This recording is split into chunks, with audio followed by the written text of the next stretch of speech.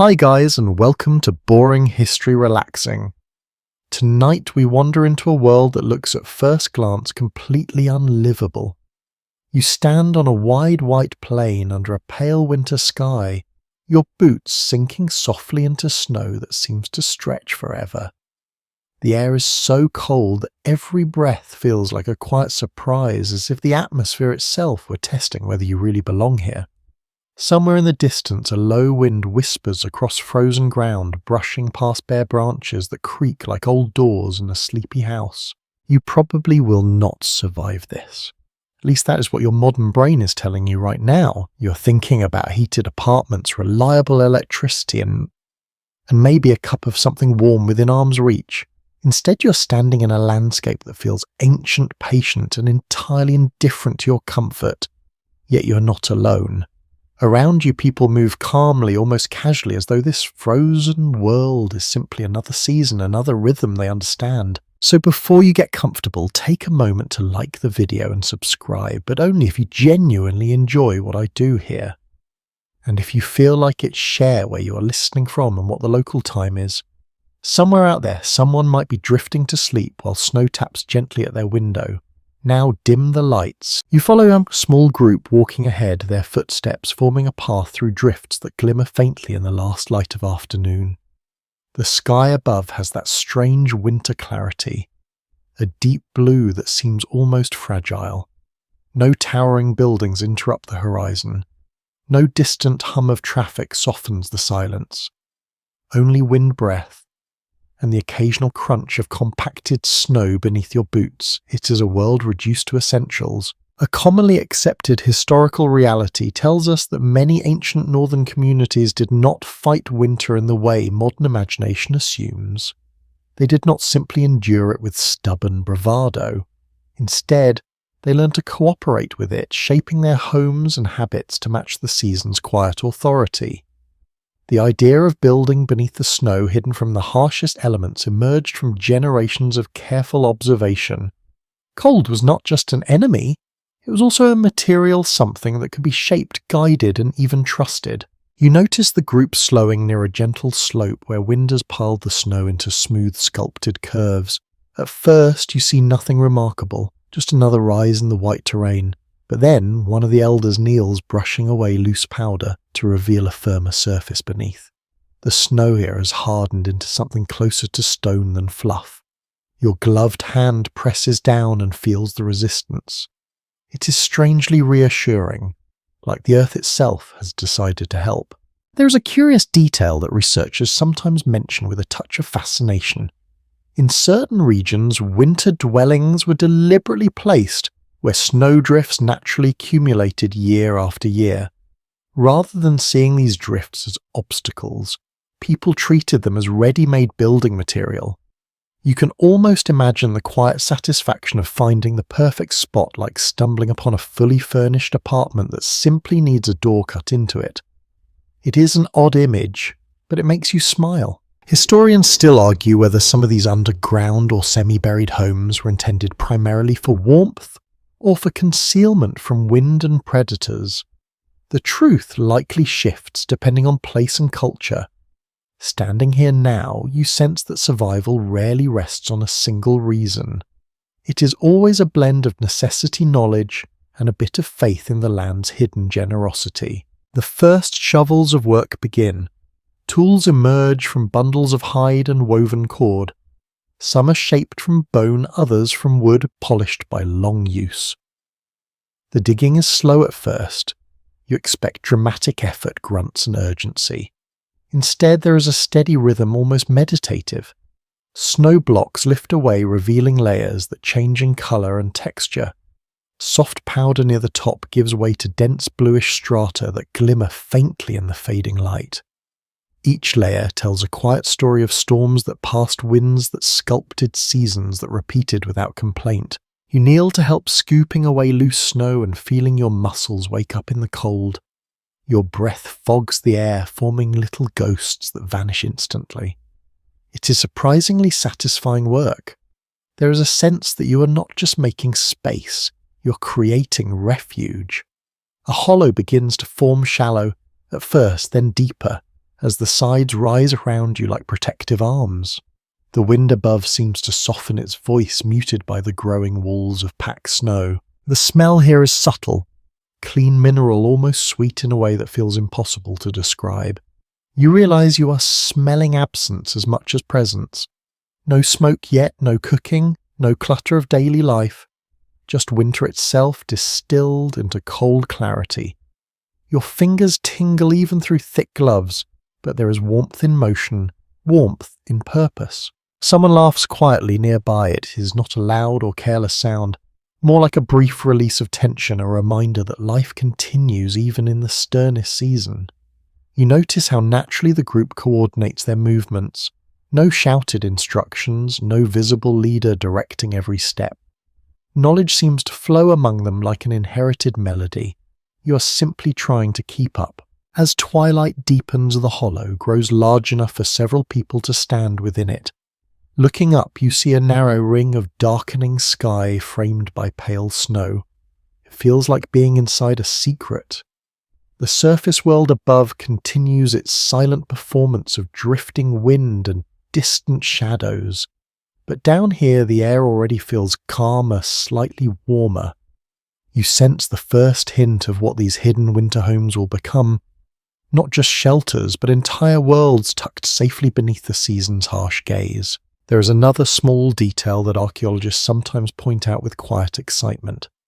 In certain ancient sites, traces of repeated winter occupation suggest that families return to the same buried dwellings, year after year, repairing and reshaping them as needed.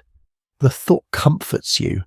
Even in a landscape that seems endlessly changing, there were places people could count on, familiar hollows beneath familiar drifts, a form of stability carved directly into the cold. The group begins to widen the chamber, smoothing its walls with careful hands.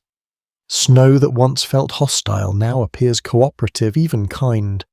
You brush your palm along the interior surface and feel its firmness. It holds, it promises. Outside, the first stars emerge like distant lanterns hung for travelers who might never arrive. You realize that winter here is not simply endured, it is inhabited. Under the quiet sky beneath layers of drifting white, life continues in ways both fragile and resilient. And as you keep digging, breathing, and listening to the hush of snow absorbing every stray sound, you begin to understand that survival in this world starts with a simple act of trust. Trust that the cold itself can become your shelter. The hollow deepens gradually, and as your eyes adjust to the fading light, the snowy walls begin to glow with a faint blue softness. It is not exactly warmth yet, but it feels like protection. The wind above still whispers across the surface of the drift, though its voice now reaches you only as a distant murmur. You realize that the difference between exposure and shelter can be as simple as a few careful choices about where to stand, where to dig, and where to listen. The people around you move with quiet assurance. One of them steps outside the growing chamber and gestures for you to follow. You climb back up onto the open snowfield, blinking at the wide sky that has turned from pale grey to deepening violet. The cold air greets your face again like a firm handshake. Now that you have felt the relative calm below the surface seems sharper, more demanding. Your companion kneels and points toward the horizon. At first, you see only rolling drifts and scattered trees, their branches etched black against the sky. Then you begin to notice patterns. Snow is piled higher along one side of the slope, smoothed by prevailing wind. On the other side, the surface appears crusted and thin, almost fragile. It becomes clear that winter itself has been shaping the land in predictable ways. The people here read these signs the way you might read street names or weather forecasts. A widely accepted piece of historical knowledge tells us that many ancient northern communities relied on intimate environmental awareness rather than written maps or permanent markers. They understood where storms tended to gather their strength, where sunlight lingered longest, and where drifting snow would form natural insulation. You sense how essential this awareness must have been. Choosing the wrong site could mean nights of bitter wind seeping through every crack. Choosing wisely could mean a season of relative comfort. Your guide traces a line in the snow with a gloved finger, indicating the direction from which the strongest winter gusts usually arrive. You imagine invisible currents racing across the land, sculpting drifts like patient artists. There is something almost beautiful about the idea that survival depends on cooperating with forces that cannot be seen. You tilt your head, listening. Even the faintest breeze carries information if you are willing to notice it. There is an oddly charming detail that some researchers like to mention in their descriptions of winter living. In certain cultures, elders would teach children to interpret the shape of snow ripples as if they were reading stories. A long, smooth ridge might mean safety from sudden gusts. A jagged pattern might warn of shifting winds and unstable ground beneath.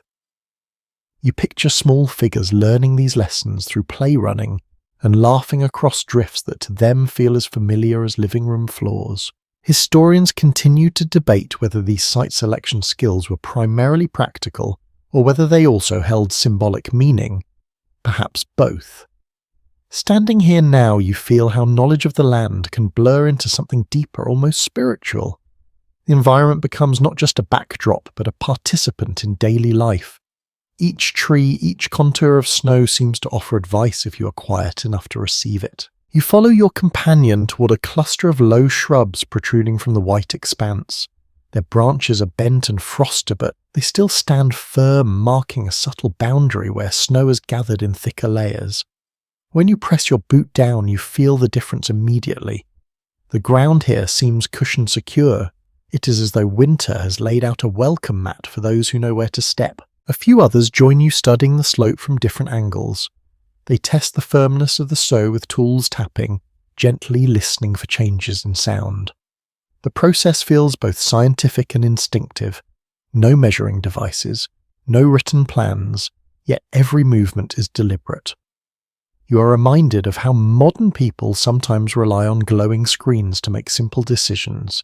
Here, survival depends on direct attention, on senses sharpened by necessity. The sky darkens further, and the first stars appear in clusters that shimmer like distant frost.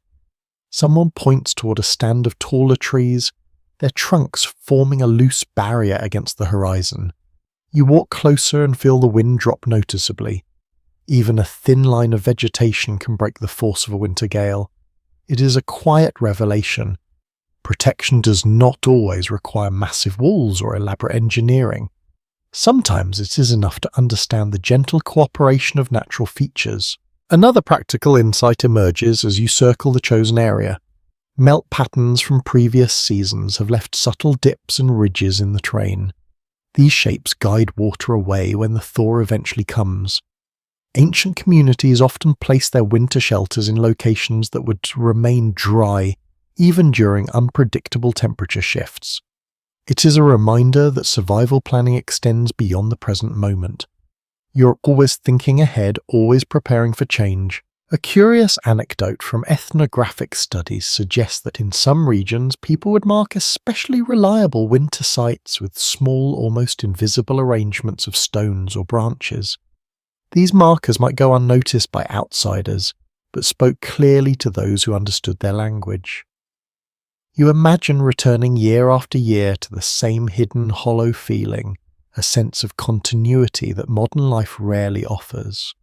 Familiar snowdrifts becoming as meaningful as childhood neighborhoods. The group eventually gathers in a loose circle, their breath rising like shared smoke in the cold air. Decisions made through nods, quiet murmurs and long thoughtful pauses. There is no sense of hurry. Winter is already here. It will remain for months. Choosing wisely now will shape countless nights to come. You feel the weight of that knowledge settling gently on your shoulders. When you finally return to the partially dug chamber, the space feels different. It is no longer just a hole in the snow. It is the beginning of a deliberate design shaped by careful observation. The walls seem to welcome you back, reflecting faint starlight that filters down from above. You kneel and run your hand along the surface again, noticing how the cold has a texture, a firmness that can be trusted. As work resumes, you sense that the hidden home is already becoming part of a larger network of the understanding. Wind patterns, tree lines, Meltwater paths and memory all converge in this single place. You're not simply building shelter. You're participating in a tradition of listening to winter itself. And as the night deepens and the chamber slowly expands around you, you begin to feel that the frozen world above is less hostile than it first appeared. It is a guide, a teacher, and perhaps even a quiet ally. The chamber grows deeper with each careful movement, and soon you notice how the air inside begins to change. It is still cold, of course, but the sharp edge that once stung your lungs has softened. Sound behaves differently here too. Voices become gentle echoes, footsteps dull into quiet thuds. Even your breathing seems more measured, as if the shelter itself is encouraging calm. You crouch to scoop away another armful of packed snow, feeling the steady rhythm settle into your muscles like a slow drumbeat. Above you, the circle of sky has narrowed. Twilight has given way to full night, and stars now glitter like scattered grains of salt across velvet darkness. Occasionally a gust brushes the surface of the drift, sending a faint cascade of powder drifting down into the opening. It looks almost magical, like snowfall in reverse. You brush the flakes from your sleeve and smile without quite knowing why.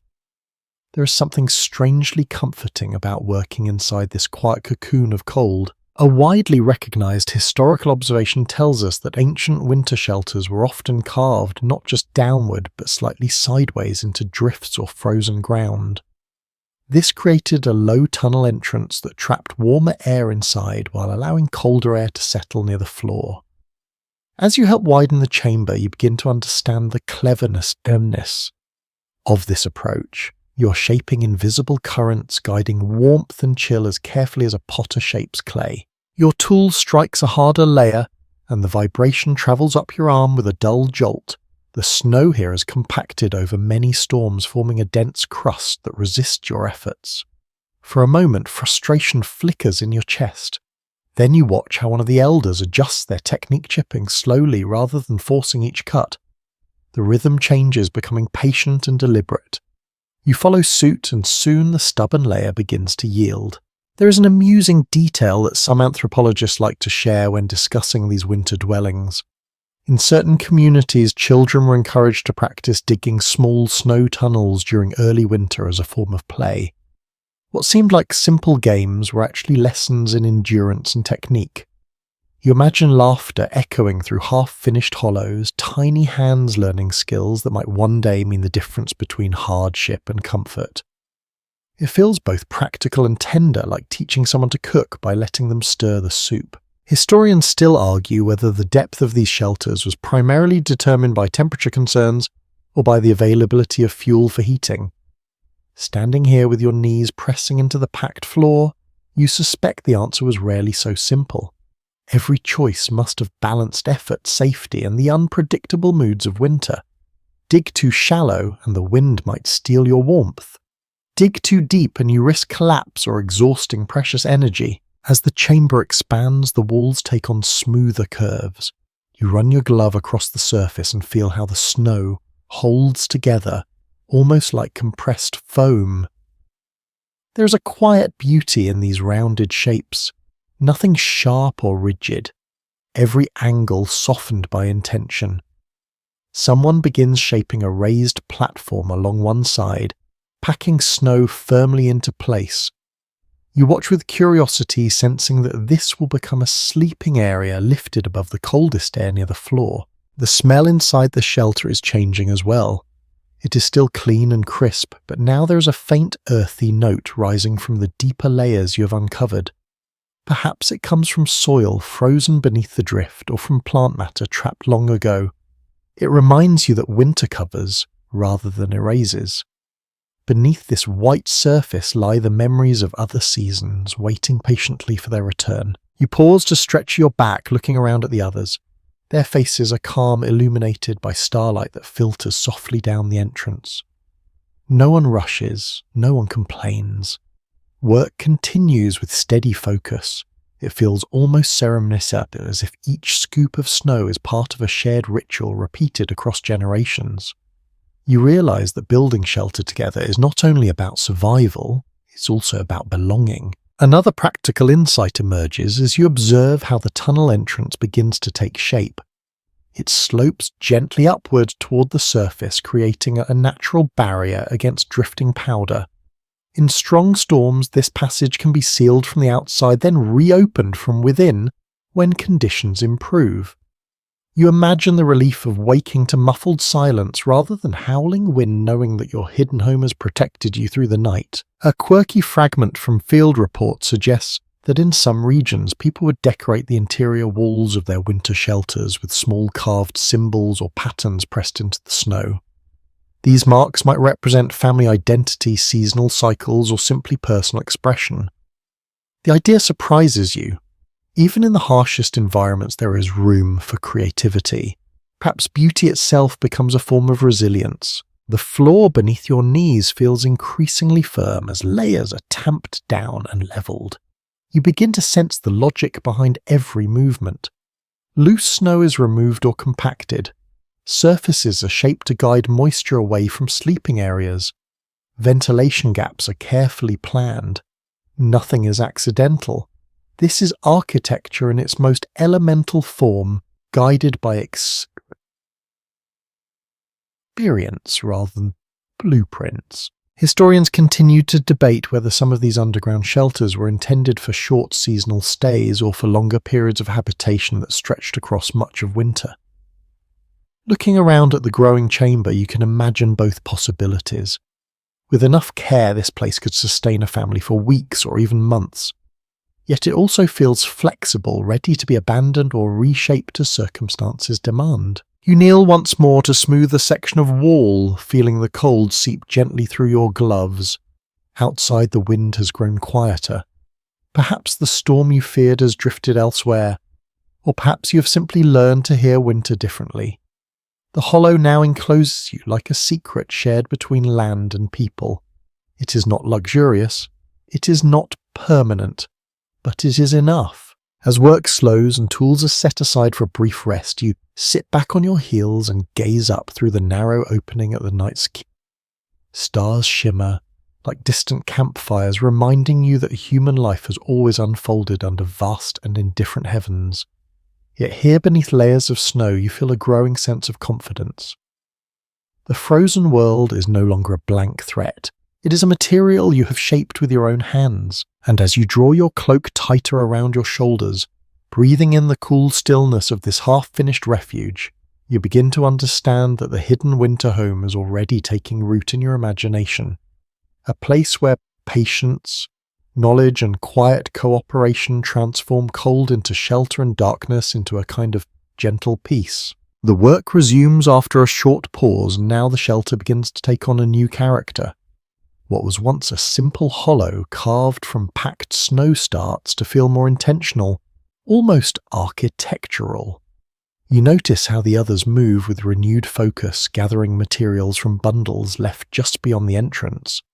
Branches emerge, first thin but resilient, their bark pale beneath frost. They are carried inside carefully, as if each piece holds quiet importance. You step aside to make room, brushing loose crystals from your knees. The chamber is wide enough now for several people to stand comfortably, yet it still feels intimate. The snow walls curve gently around you, reflecting dim starlight that filters through the tunnel. When the first branches are placed against the interior, something changes. The space begins to feel less like an excavation and more like a home in progress. Evidence gathered from northern archaeological sites suggests that ancient winter dwellings often relied on flexible frameworks rather than rigid structures. Wood, bone, and bundled vegetation were arranged to support the roof or reinforce vulnerable sections of snow. This combination of organic materials created a balance between strength and adaptability. Watching the process unfold before you, you sense how essential that balance must have been. In a world shaped by storms, survival depended on structures that could bend without breaking. You're handed a bundle of slender sticks tied loosely with strips of hide. Their surface feels smooth and slightly damp beneath your gloves. You kneel beside one of the builders, copying their careful movements as they press the branches into the curved wall. The snow yields just enough to hold them in place, Soon a delicate lattice begins to form like the ribs of some gentle creature sleeping beneath the drift. A faint rustling sound fills the chamber as more materials are passed inward. Dried grasses, bark fragments, and pieces of woven matting appear next. Very earthy scent mingles with the clean chill of snow, creating an aroma that feels surprisingly comforting. You realize that winter shelter is not only about blocking cold, it is also about creating a sensory refuge, a place where familiar textures and smells soften the starkness of the outside world. Field notes from early explorers sometimes describe an unexpected ingenuity in these hidden homes. In certain regions, animal bones were incorporated into the framework when wood was scarce. Long curved ribs from large mammals could serve as natural arches supporting layers of snow above. The image might sound strange at first, yet here in the quiet chamber it feels entirely practical. Every available resource becomes part of the design. Nothing is wasted. Everything has potential. You glance upward as the framework extends toward the ceiling.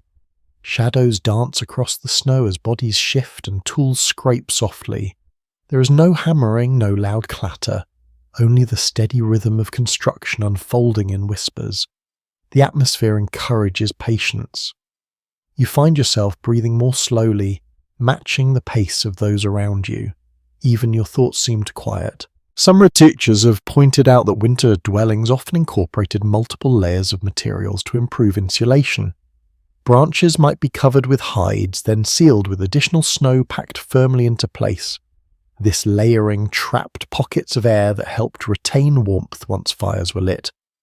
You run your hand along a newly reinforced section and feel how solid it has become.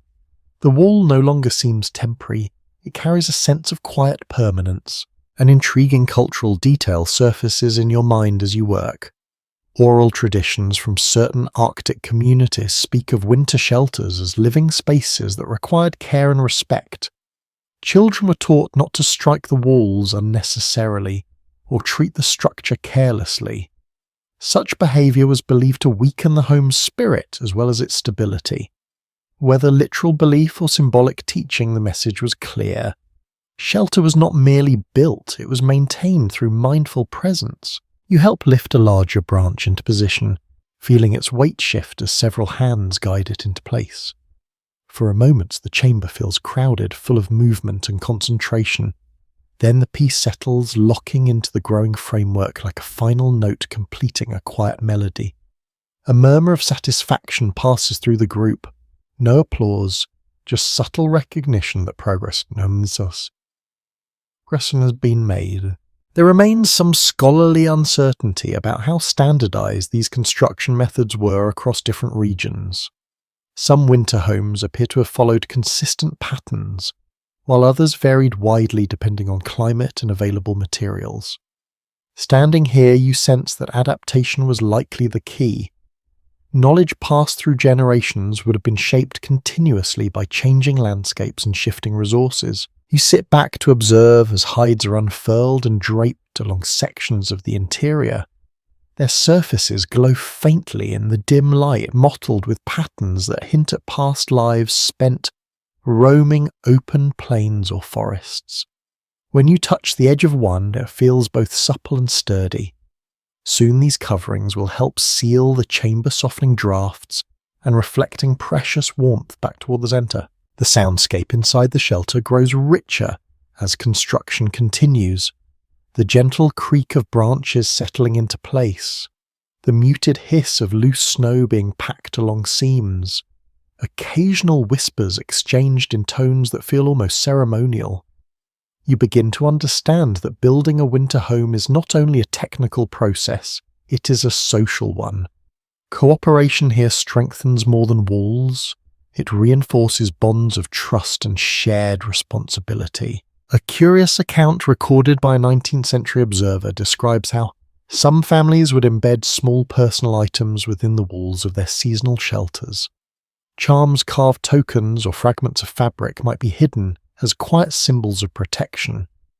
Whether these objects held spiritual significance or simply provided comfort remains uncertain.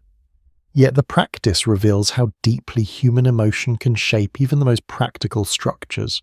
The chamber now feels noticeably warmer, though no fire has yet been lit. The layered framework seems to cradle the interior air, preventing it from escaping upward. You exhale and watch your breath linger longer than before. It is a subtle change, but one that promises greater comfort in the nights ahead. You wrap your cloak tighter, imagining how this space will soon glow with the soft flicker of hearthlight. As the final branches are secured and the last seams of snow pressed into place, you look around with quiet amazement. What began as a simple hollow has transformed into a carefully engineered refuge. Every curve, every layer tells a story of observation and adaptation.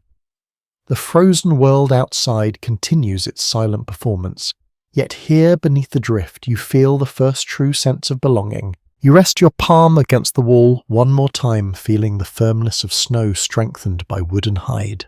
It holds steady beneath your touch like a promise made in cold silence. And as the group prepares for the next stage of shaping and sealing this hidden home, you sense that winter itself has been gently persuaded to become an ally rather than an adversary. The chamber rests in a brief hush after the framework is secured. You notice how even small pauses feel meaningful here. The air seems thicker, calmer, as if the shelter itself is beginning to breathe in a slow and steady rhythm. Outside, the night stretches on without urgency. Inside, a subtle warmth gathers, fragile but real. You shift your weight and listen to the quiet creak of branches settling into their new positions like bones finding comfort after a long journey. Now the work turns towards something less visible but no less important: insulation. You watch as dried moss grasses and fragments of hide are brought forward and pressed carefully into gaps along the walls and ceiling. At first it looks almost decorative. Then you realize that every layer has purpose. Each addition traps tiny pockets of still air, creating barriers that keep warmth from slipping away into the frozen world beyond. Research based on excavated winter dwellings shows that layered insulation was one of the most effective survival strategies in cold climates. Rather than relying on thick walls alone, ancient builders often combined materials to maximize their insulating properties. Snow surprisingly can protect against extreme temperatures when compacted properly. You run your gloved fingers across a newly padded section and feel the difference immediately. The surface no longer bites with cold, it feels muted, almost gentle. Someone begins packing fresh snow over the framework from outside, sealing the shelter like a quiet cocoon. You hear the soft thud of each placement above your head, followed by the faint whisper of loose crystals trickling down. It reminds you of distant rain, though here the sound carries a reassuring message. Protection is increasing.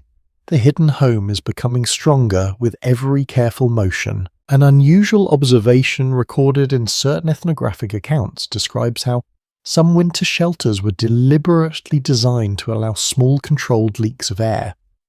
At first, this seems counterintuitive. Why invite cold inside?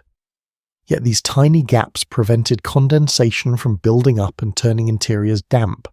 It is a delicate balance. Too much sealing could lead to discomfort or even danger. Too little could allow warmth to escape. You marvel at how ancient knowledge navigated these subtle challenges without modern instruments. The group works methodically, passing materials hand to hand in a quiet chain. You join in feeling the rough texture of moss against your palms, the fibrous strength of bark strips the faint oily scent of cured hide. Each sensation adds depth to your understanding of the shelter's design. This is not simply construction, it is a conversation with the climate, a negotiation conducted through patience and skill. Scholars continue to explore how widely these insulation techniques varied across regions and cultures. Some sites reveal remarkably sophisticated layering systems, while others suggest more improvisational approaches shaped by local conditions. As you press another bundle into place, you sense that flexibility was likely the true foundation of survival. The ability to adapt materials and methods to shifting weather would have mattered more than strict adherence to any single tradition. The chamber grows quieter as the outer shell thickens. Sound from the open night becomes distant, almost dreamlike.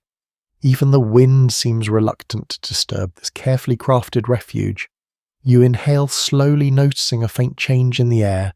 It carries the warmth of your bodies working together, the subtle fragrance of natural fibres, the promise of comfort yet to come. For the first time since arriving in this frozen landscape, you feel a hint of genuine ease.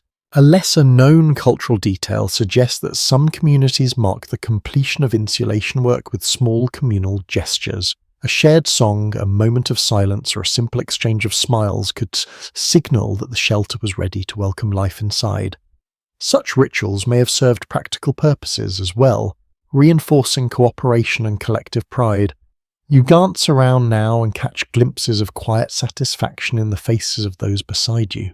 The floor receives attention next. Loose snow is compacted into a smooth surface, then covered with layers of woven mats and additional hides. You help unroll one of these coverings, its fibres stiff from cold yet surprisingly resilient. When you kneel to press it flat, you feel a subtle cushion beneath your weight. The ground no longer feels like an unforgiving slab. It becomes something closer to a resting place. A persistent question among specialists concerns how these insulated spaces affected long-term health during extended winters.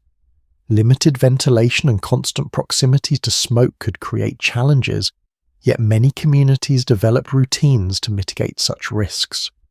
Standing here, you sense that daily habits would have been as important as structural design.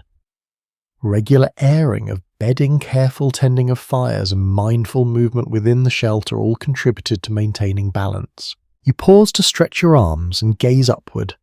The ceiling, once a rough curve of exposed snow, now appears layered and purposeful. Light from the entrance glows softly across its surface, revealing subtle textures like brushstrokes on a pale canvas. It is easy to imagine how once a fire is lit, this space will flicker with golden reflections. The thought brings a quiet anticipation. Outside, someone finishes packing the final layer of snow into the place. Gentle tapping sound signals that the outer shell has been tested and found secure. The entrance tunnel remains open for now, a narrow passage connecting this hidden world to the vast, cold beyond. You step toward it and peer out. Stars still burn steadily overhead.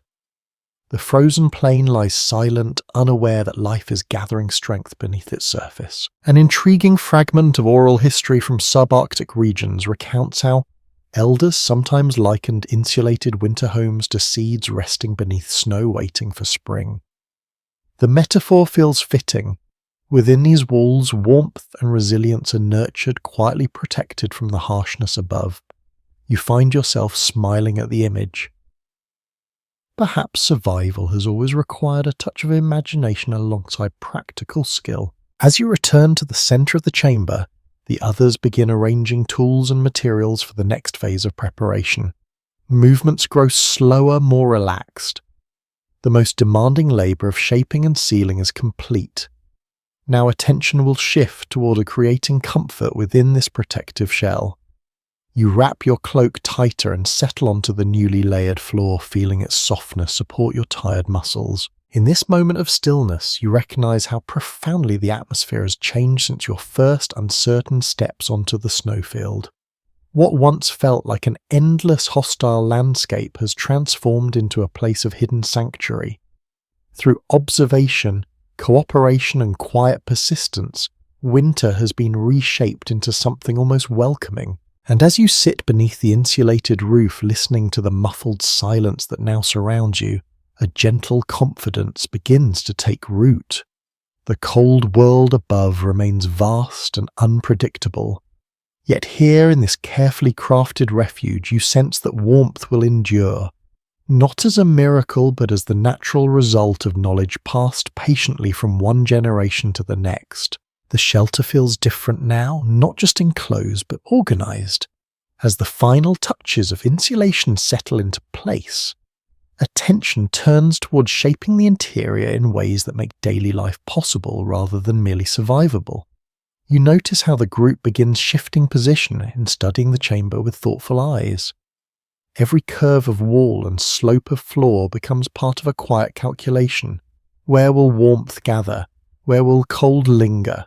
Where will bodies rest through the long winter night? Someone kneels near the entrance tunnel and begins to narrow it, slightly packing snow along its sides to create a lower, tighter opening. At first, you wonder why make passage more difficult. Then you crouch beside them and feel the subtle change in airflow. The draft that once brushed your ankles now softens.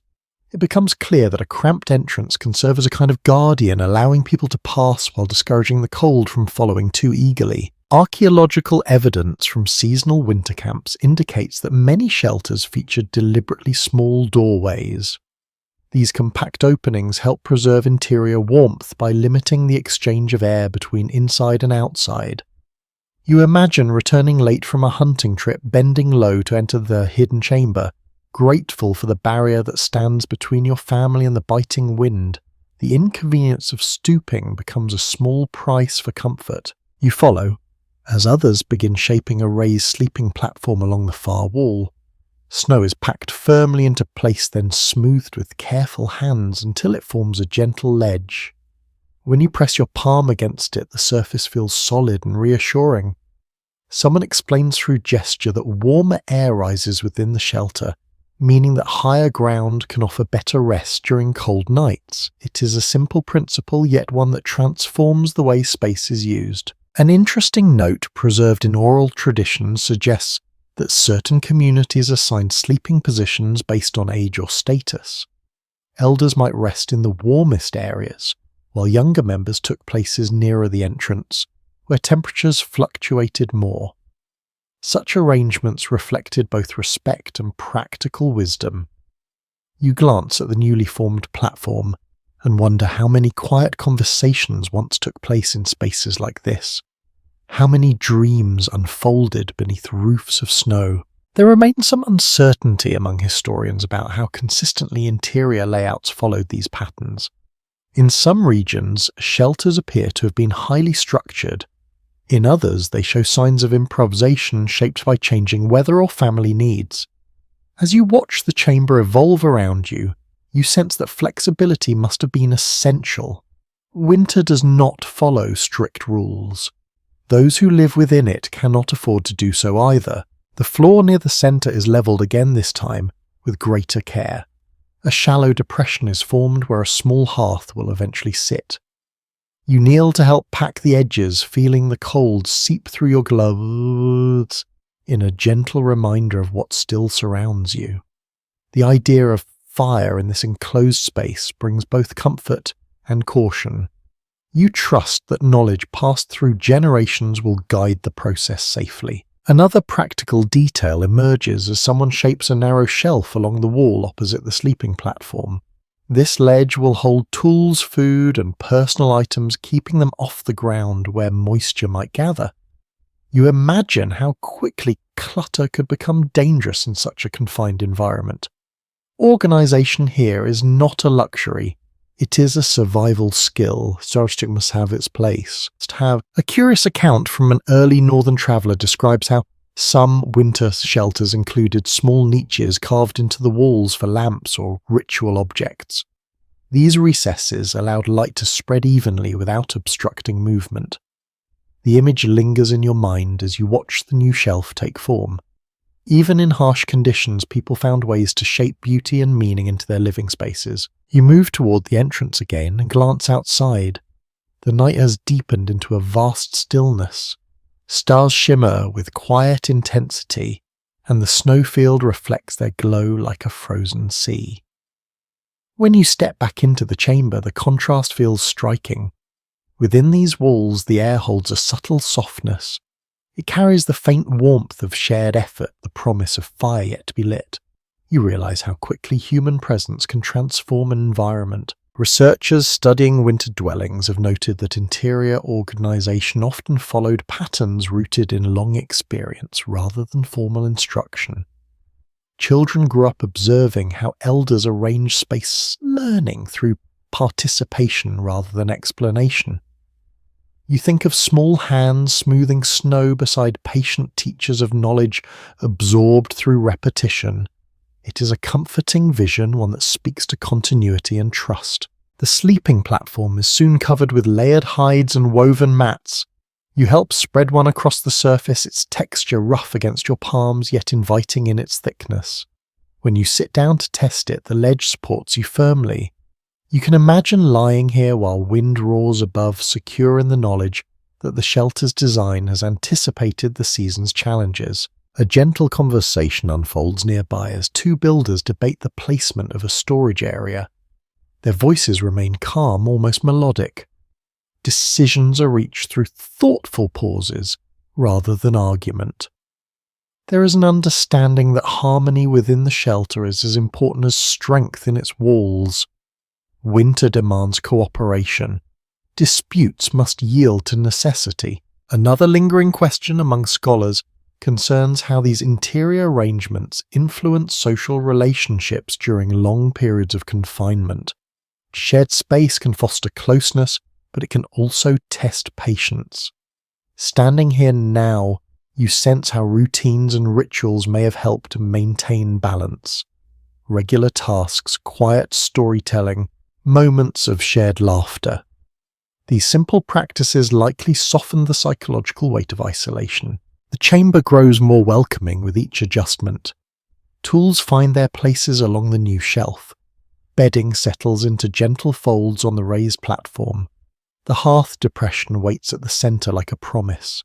You inhale, slowly noticing how the scent of hides and moss now mingles with the crispness of snow. It creates an atmosphere both earthy and clean. When at last the builders step back to survey their work, a collective stillness settles over the group. The hidden winter home stands ready for the next phase of life within its walls. You feel a quiet pride stirring in your chest. Not pride in individual achievement, but in the shared creation of refuge. You sit once more upon the sleeping ledge, drawing your cloak close and gazing around at the organised interior. Outside, the frozen world continues its silent vigil beneath the stars. Inside, warmth waits just beyond the first spark of flame, and as you close your eyes for a brief moment of rest, you sense that the shelter has become more than a structure. It is a carefully balanced environment where knowledge, cooperation, and patience transform winter into a season that can be endured with grace. The shelter waits in a soft, expectant silence. You feel it in the way the air hangs gently around your shoulders, in the way every movement now seems to echo with quiet purpose. The work of shaping and organising has brought you to a new stage. Now comes the careful tending of heat itself. The thought carries a strange weight. Fire can comfort. Fire can also harm. Within this enclosed world beneath the snow, it must be treated like a living companion rather than a simple tool. Someone kneels at the shallow hearth depression and begins arranging small fragments of dry wood. You watch closely, noticing how each piece is chosen with intention. Twigs no thicker than a finger, slivers of bark curled like delicate scrolls, a few precious scraps of resinous material that will catch a spark quickly. There is no pile of fuel waiting nearby. Every resource has been gathered with effort from a landscape where trees grow sparse and brittle in winter's grip. Studies of northern winter dwellings have revealed that fires were often kept small and controlled rather than blazing. A low, steady burn provided warmth without filling the shelter with dangerous smoke. As you sit near the centre, you imagine the long nights ahead when this modest hearth will become the quiet heart of daily life. Its glow will guide conversation, cooking, rest, and reflection. A spark is coaxed into being with patient hands.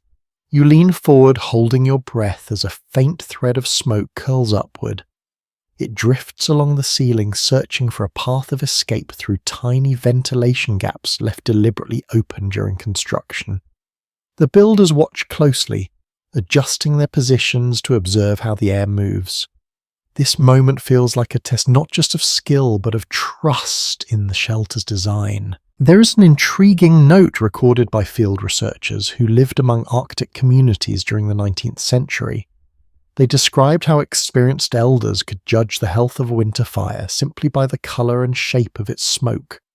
Thin pale wisps meant balance had been achieved. Thick dark plumes signalled the need for immediate adjustment. You glance upward now and see the smoke thinning as the flame steadies. A quiet satisfaction ripples through the group. The scent of burning wood soon joins the earthy fragrance of hides and moss. It is gentle at first, then richer as the fire grows confident. You extend your hands toward the warmth and feel sensation returning to your fingers in slow waves. The contrast with the cold outside becomes almost startling. Just a thin shell of snow separates comfort from harsh exposure. It feels like a fragile miracle created through cooperation and knowledge. Anthropologists have long suggested that maintaining these small hearths required constant attention throughout the night. Someone would wake periodically to feed the flame, ensuring it never dwindled to embers or surged too fiercely. This rhythm of vigilance shaped daily routines and reinforced bonds of responsibility within the shelter. You imagine drifting half asleep while listening for the soft crackle that signals life continuing at the center of your hidden world. A curious survival technique sometimes mentioned in oral histories involved banking coals beneath layers of ash before sleep. This practice allowed the fire to be revived quickly at dawn without wasting scarce fuel. You watch as one of the builders demonstrates the method, carefully pushing glowing fragments together with a carved bone tool. The movement is precise, almost ceremonial. It reflects generations of accumulated wisdom. There remains ongoing discussion among specialists about how winter shelters balance the need for warmth with the risk of smoke inhalation. Some argue that ventilation systems were more sophisticated than previously assumed. Others believe that constant human awareness played the greater role. Sitting here now, you sense that both factors mattered. Design provided a foundation. Attentive behavior ensured survival. The fire settles into a steady glow, casting flickering patterns across the curved walls. Shadows move like silent companions, dancing along the ceiling and slipping into corners where light cannot quite reach. The atmosphere grows softer, more intimate. Conversation begins in low voices, punctuated by occasional laughter that feels almost luxurious after hours of focused labor. You shift your position on the sleeping platform and notice how warmth gathers gently along its surface. The principle you learned earlier becomes tangible. Elevated space truly does hold comfort more effectively. Your body relaxes, muscles unwinding as tension gives way to calm. The hidden home feels alive now, its design working quietly in partnership with human presence. A detail from ethnographic observations suggests that some winter fires were fueled partly by animal fat or blubber when wood supplies were limited. This adaptation created longer-lasting heat but also introduced stronger scents into the shelter. You imagine how such aromas might linger in clothing and hair, becoming part of the sensory memory of winter life. Survival often carries unexpected textures and fragrances. Outside, the wind stirs, faintly brushing against the packed outer shell of snow. You hear its distant murmur and feel grateful for the barrier surrounding you. Within these walls, the flame continues its patient work, warming not only bodies but spirits. It becomes a focal point for shared stories and quiet reflection. Each flicker seems to whisper that endurance is possible even in the coldest season. Researchers studying communal living patterns have noted that hearth placement often influenced social interaction within winter shelters. Those seated nearest the fire tended to guide conversation or decision-making, while others listened from the edges. The arrangement created subtle dynamics of leadership and inclusion. Watching the group gather now, you sense these patterns emerging naturally, shaped by necessity rather than formal hierarchy. You lean forward and place another small stick onto the glowing embers, feeling the delicate responsibility of tending warmth in this confined world. The flame responds with a gentle flare, then settles again into its steady rhythm. It is not dramatic. It does not demand attention. Yet without it, the shelter would lose its heart. As the night deepens and the fire's glow becomes the primary source of light, you realize how profoundly this simple element transforms the hidden winter home. It turns a carved hollow into a living space filled with comfort, cooperation, and quiet resilience. The snow above remains cold and indifferent. The stars continue their distant vigil, but here beneath the jade warmth now pulses like a slow, steady heartbeat. And as you sit in the soft circle of light listening to the crackle of wood and the murmured voices of your companions, you begin to understand that survival in winter is not merely about enduring the cold, it is about mastering the delicate art of sustaining heat, an art practiced with patient shared knowledge and a calm attentiveness that makes even the longest nights feel manageable. The fire settles into a gentle glow that seems almost to breathe. You watch the small flame curl and unfold like a living thing, casting warmth that spreads slowly through the chamber. The shelter feels quieter now, not from silence alone, but from a sense of completion. The hardest labour has passed. The hidden home has begun its real purpose. It has become a place for rest. Someone begins preparing bedding along the raised platform. Layers of thick hides are unrolled with careful hands, their surfaces softened by years of use. You kneel beside them, smoothing a fold that resists lying flat. The texture is both coarse and comforting, like the memory of forests and animals carried into this snowy refuge. When you press your palm down, the material yields slightly holding warmth from the nearby fire. Excavations in subarctic regions have revealed that sleeping arrangements were often designed to maximize shared heat. People lay close together beneath layered coverings, creating a pocket of warmth that no single blanket could provide alone. You imagine the quiet reassurance of feeling another person's steady breathing nearby during long winter nights. Survival here is rarely solitary. Comfort is something that grows in companionship. A soft murmur passes through the shelter as robes and cloaks are shaken free of frost and draped along the walls to dry. You notice how garments are hung in places where rising heat will reach them without scorching. Even small decisions carry thoughtful intent. The air fills with the faint scent of fur warmed by firelight, an aroma both earthy and familiar. It reminds you that winter life is shaped as much by touch and smell as by sight. One unusual detail noted in early ethnographic records describes how certain groups crafted sleeping hoods lined with feathers or plant fibers. These coverings trapped warmth around the head and neck areas particularly vulnerable to cold. The idea feels ingenious in its simplicity. You picture yourself nestled beneath layers of hide breath, rising gently into a small insulated space that protects you through the darkest hours. There is still debate among historians about how much sleep patterns shifted during extended winter seasons. Some scholars suggest that people rested in shorter intervals, waking periodically to attend the fire or check weather conditions. Others believe that deep, uninterrupted sleep was more common once shelters proved secure. Sitting here now, you sense that routine likely varied from night to night. Winter encourages flexibility. It rewards those who adapt. You are handed a robe and guided toward the platform. The fabric is heavy, its weight reassuring rather than burdensome. When you wrap it around your shoulders, warmth gathers quickly beneath its folds. You settle onto the bedding and feel the firmness of the snow ledge supporting you through the layers. It is not the softness of a modern mattress, yet it offers a kind of grounded stability that feels surprisingly restful. A gentle conversation unfolds nearby as elders discuss the best arrangement for children and older members of the group.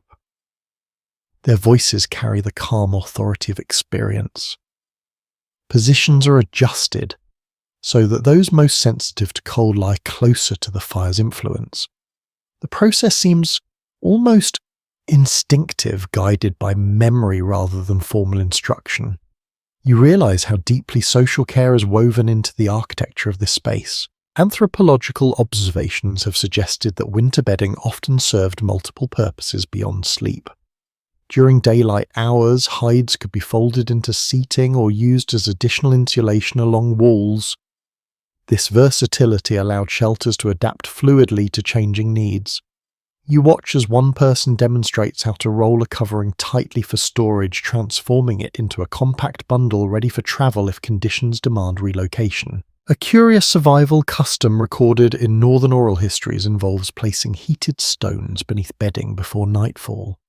The stones, warmed by the hearth, release gentle heat for hours after flames are dimmed. You imagine the subtle comfort of such warmth seeping upward through layers of fur and woven matting. It is an image that feels both practical and almost magical, like borrowing a fragment of the sun to carry into darkness. Outside, the wind has begun to stir again, brushing snow across the shelter's outer shell. The sound reaches you as a faint whisper, barely more than a memory of movement. Within these insulated walls, the fire continues its quiet work. Shadows drift slowly across the ceiling like soft waves. You find your body relaxing, further tension dissolving into the steady rhythm of shared presence. Researchers who study seasonal living patterns often note that winter shelters became centres of storytelling and teaching once the day's labour ended. Wrapped in warmth, families passed down knowledge through tales of past hunts, changing climates and ancestral journeys. You can almost hear such stories forming in the pauses between conversation here. Words spoken not only to entertain but to preserve wisdom for those who will face future winters. You draw the robe closer and stretch out along the platform. The ceiling curves above you like a pale horizon, its surface glowing faintly in firelight.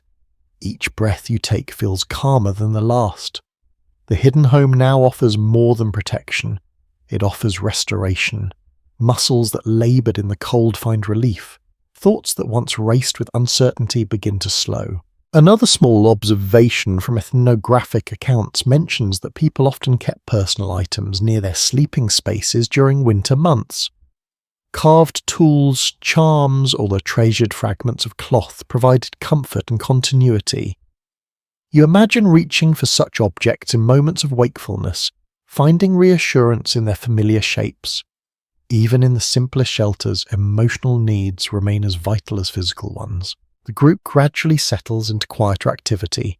Some adjust bedding, others add small pieces of fuel to the hearth. A few sit near the entrance, listening to the night beyond. You sense how routine itself becomes a form of shelter.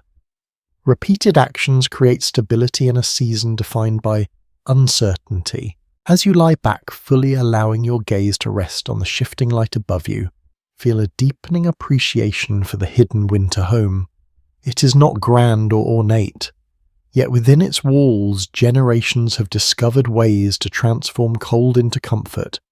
Through careful layering, shared warmth, and attentive care, sleep becomes possible even beneath the most unforgiving skies. And as the fire's glow softens into a steady pulse, you realize that rest here is not simply the absence of effort. It is the reward for understanding how to live in harmony with winter's quiet demands. Wrapped in animal warmth and surrounded by gentle breathing, you drift closer to that delicate boundary where wakefulness yields to dreams. Morning arrives without sunrise. At least that is how it feels at first. You stir beneath layers of hide, unsure how much time has passed.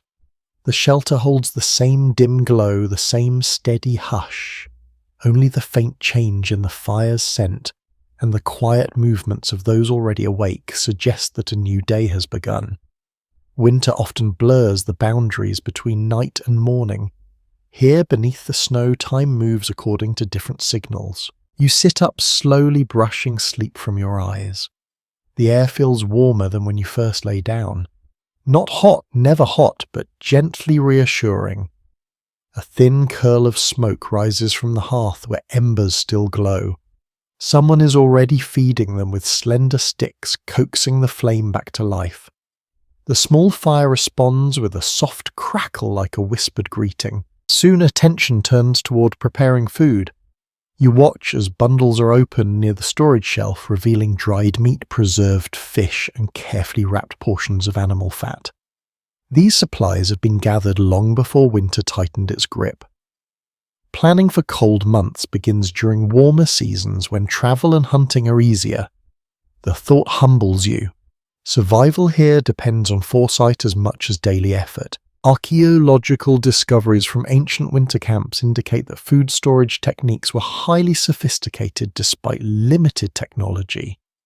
Drying, smoking, and freezing allowed communities to maintain vital nutrition when fresh resources grew scarce. You help arrange strips of meat near the hearth, feeling their firm texture soften slightly in the warmth. The scent that rises is rich and savoury, filling the chamber with a comforting promise. A shallow pot carved from stone is placed carefully over the low flame. Snow is added first, melting slowly into clear water that will form the base for a simple stew. You listen to the faint hiss as ice transforms into liquid. It is a quiet reminder that even in the coldest landscapes, nourishment can be drawn from what seems barren. Patience turns hardship into sustenance. An intriguing culinary habit recorded in some northern oral traditions involved mixing rendered fat into nearly every winter meal. This practice provided concentrated energy essential for enduring long periods of cold. You watch as a small portion is added to the pot, its surface glistening in the firelight. The idea of relying so heavily on a single ingredient might feel strange to modern tastes, yet here it represents resilience and adaptation. There remains discussion among historians about how diverse winter diets truly were in different regions. Some evidence suggests surprising variety, including roots stored from autumn harvests or small game trapped beneath the snow.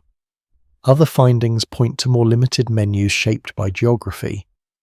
As you inhale the rising aroma of simmering stew, you sense that any warm meal in such conditions would feel like abundance. You're handed a wooden ladle and invited to stir. The motion feels soothing, almost meditative.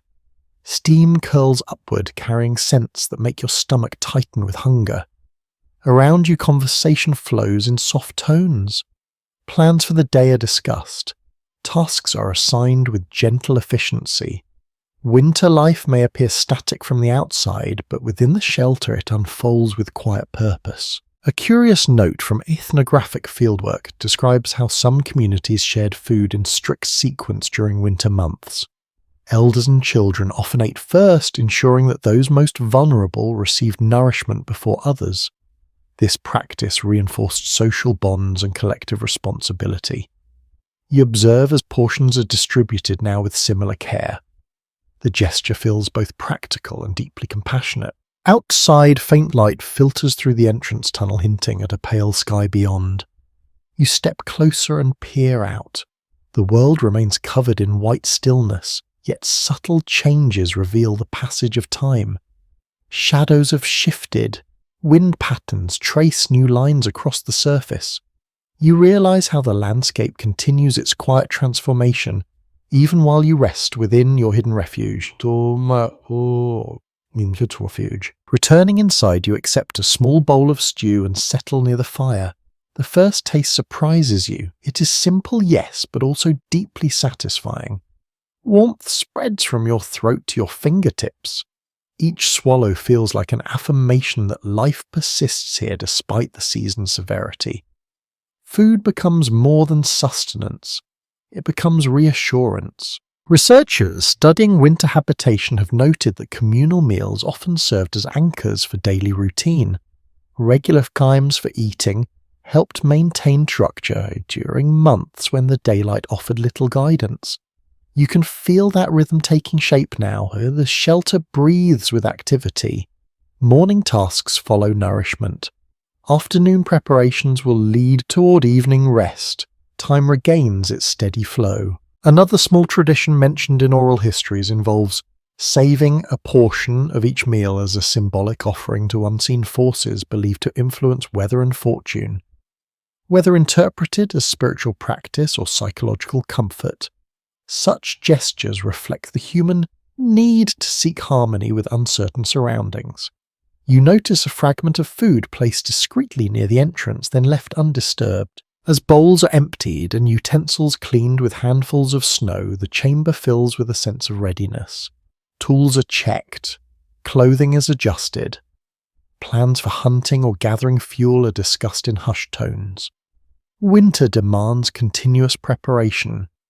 Even moments of rest must lead toward renewed effort. You finish your meal and sit quietly for a moment, letting warmth settle into your bones. The fire crackles softly. The shelter walls hold steady. Outside, the frozen plain waits with patient indifference. Yet within this hidden home, knowledge and cooperation transform each day into something manageable, even meaningful. And as you watch the last wisps of steam fade from your bowl, you realize that cooking beneath the snow is not merely about survival. It's about creating comfort where none seems possible. It is about turning simple ingredients into shared strength. In this way, winter becomes less an enemy and more a teacher, one that rewards foresight, generosity, and the quiet art of sustaining life in the most unlikely of places. By the time the meal has been cleared away and tools return to their places, the hidden shelter feels fully awake. A soft energy moves through the chamber, not hurried or restless, but purposeful. You sense that the life unfolding here extends beyond the needs of a single family. This hollow beneath the snow is only one part of a much larger pattern. Winter living, you begin to realize, often happens on a communal scale. You step toward the entrance tunnel and carefully climb upward. The passage feels narrower now that the interior has grown so familiar. Cold air greets you like an old acquaintance, sharp yet oddly invigorating. As your head emerges into the open, the world appears brighter than you expected. A pale winter sun hangs low over the horizon, casting long blue shadows across the drifts. From this vantage point, you finally notice what had remained hidden in darkness the night before. Subtle mounds dot the landscape at irregular intervals, each one shaped by wind and softened by snowfall. At first, they appear to be natural features. Then you see movement near one of them. A figure emerges, briefly, bends low, and disappears again. The realization spreads through you slowly. You're not alone in this frozen expanse. An entire seasonal village lies concealed beneath the snow. Field research in northern regions has revealed that winter communities sometimes arrange their shelters in loose clusters spaced carefully to balance cooperation with safety, close enough to share resources and support, far enough apart to reduce the risk of collapse or overcrowding. You walk a short distance across the surface, testing the firmness of each step. The snow creaks faintly beneath your boots, carrying whispers of the hidden lives below. A faint plume of smoke rises from one distant mound, dissolving into the cold air before it can drift far. It looks fragile, almost like a breath-given shape. You imagine the quiet activity inside that shelter. Someone tending a hearth, someone mending clothing, someone listening to a story that has travelled through generations like an invisible thread. An early traveller once recorded astonishment at encountering what seemed to be an empty snowfield, only to discover later that dozens of people were living just beneath the surface. The idea fascinates you now as you stand among these subtle markers of human presence. Winter has not erased community. It has simply concealed it, folding daily life into the contours of the land. There remains disagreement among specialists about how formal the organisation of such winter villages truly was.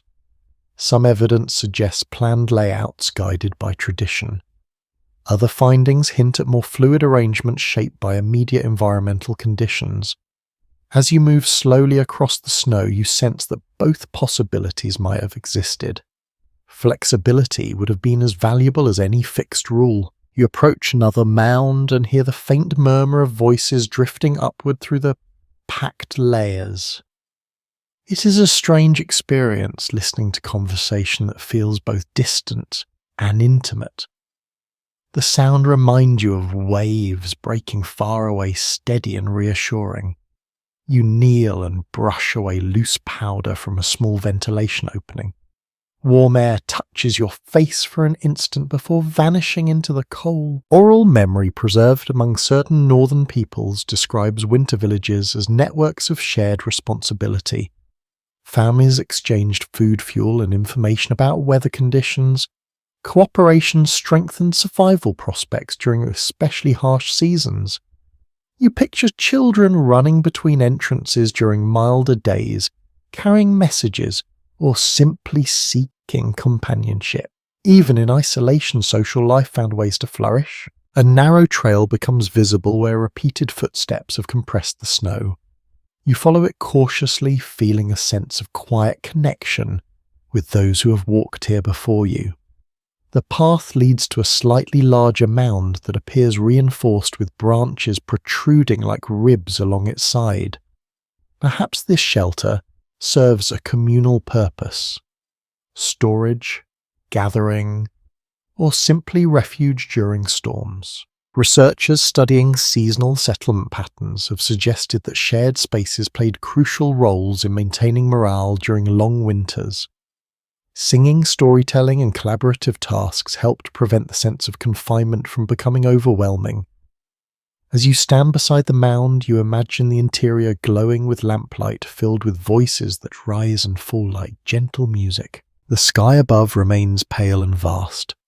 Clouds drift slowly across the horizon, their edges tinged with silver. You realize how easily an outsider might pass through this landscape without recognizing the life it contains. Survival here depends not only on strength but on subtlety. Hidden homes blend with natural formations, protecting their inhabitants from both weather and unwanted attention. A curious winter custom mentioned in ethnographic accounts involves marking paths between shelters with nearly invisible signals. Twisted grass stems or small arrangements of snow blocks might guide residents while remaining unnoticed by strangers. You scan the ground and begin to notice such signs. Once revealed, they seem obvious.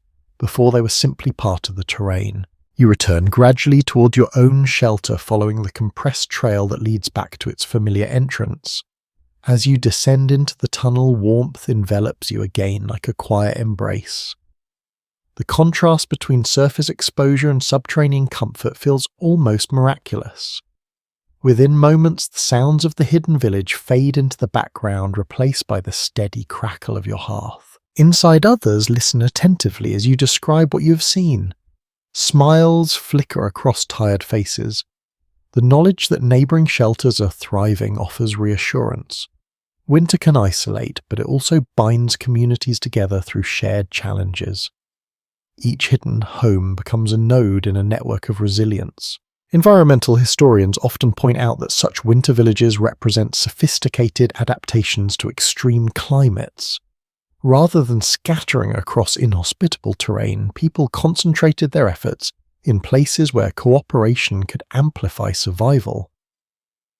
The strategy feels profoundly human. Strength grows when individuals connect their knowledge and resources. You settle once more onto the raised platform, letting your thoughts drift. Above you, snow continues to fall in soft, silent waves. Beneath it, life persists in quiet determination. The hidden village breathes collectively, its warmth sustained by countless small acts of care. And as you close your eyes for a brief rest, you realize that winter has not diminished human connection. It has simply reshaped it into something subtler, deeper, and perhaps even more enduring. You wake again to the quiet murmur of voices and the soft crackle of the hearth. Time feels fluid in this hidden village. Days pass without the dramatic markers you once relied upon. Instead, life unfolds through rhythm, through shared effort, through the simple repetition of tasks that sustain warmth and well-being beneath the snow. The shelter feels more alive this morning. Children move carefully across the floor, their small footsteps surprisingly light against the packed surface. An elder sits near the fire, shaping a strip of hide into a binding cord with steady hands. You watch the scene with growing awareness that winter life here is not suspended or diminished. It is fully present, rich with a purpose and quiet creativity. Outside, faint daylight filters through the entrance tunnel, casting a pale glow across the interior. You can hear laughter drifting from another shelter nearby. The sound carries easily through the still air, a reminder that even in isolation, community remains close. You rise and wrap your robe more tightly around your shoulders, preparing to step into the day's unfolding rhythm. Anthropological field observations suggest that children played an essential role in winter camps not only as learners, but as active contributors. They gathered small fuel fragments, helped maintain tools, and practiced survival skills through games that mimicked adult tasks. Watching a young boy now as he carefully stacks twigs near the hearth, you sense the continuity of knowledge passing quietly from one generation to the next. A young girl kneels beside the sleeping platform, arranging bedding with surprising care. She hums a melody under her breath, its tone soft and reassuring. The sound fills the chamber like a gentle thread weaving everyone together.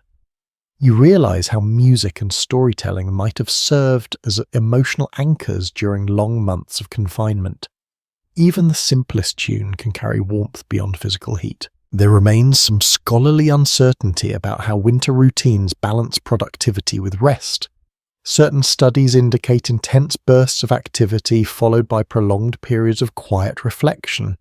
Others point towards steady daily schedules shaped by necessity. As you observe the shelter now, you sense that flexibility defines the pattern. Each day responds to weather, available resources, and the needs of those within the hidden home. You step outside briefly and see figures moving between nearby mounds, their shapes blurred by drifting snow.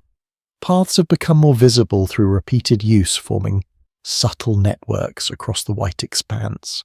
Children dart along these routes with practiced ease, their laughter rising in bright echoes that vanish quickly into the cold air. The scene feels unexpectedly lively. Winter has not silenced joy, it has simply reshaped its expression. Back inside, a group gathers near the entrance to prepare for fuel collection. You listen as they discuss which areas of the forest might still offer dry branches beneath the snow. Knowledge of landscape proves as vital now as it did during the shelter's construction. Environmental memory guides each decision, reinforcing the bond between people and place.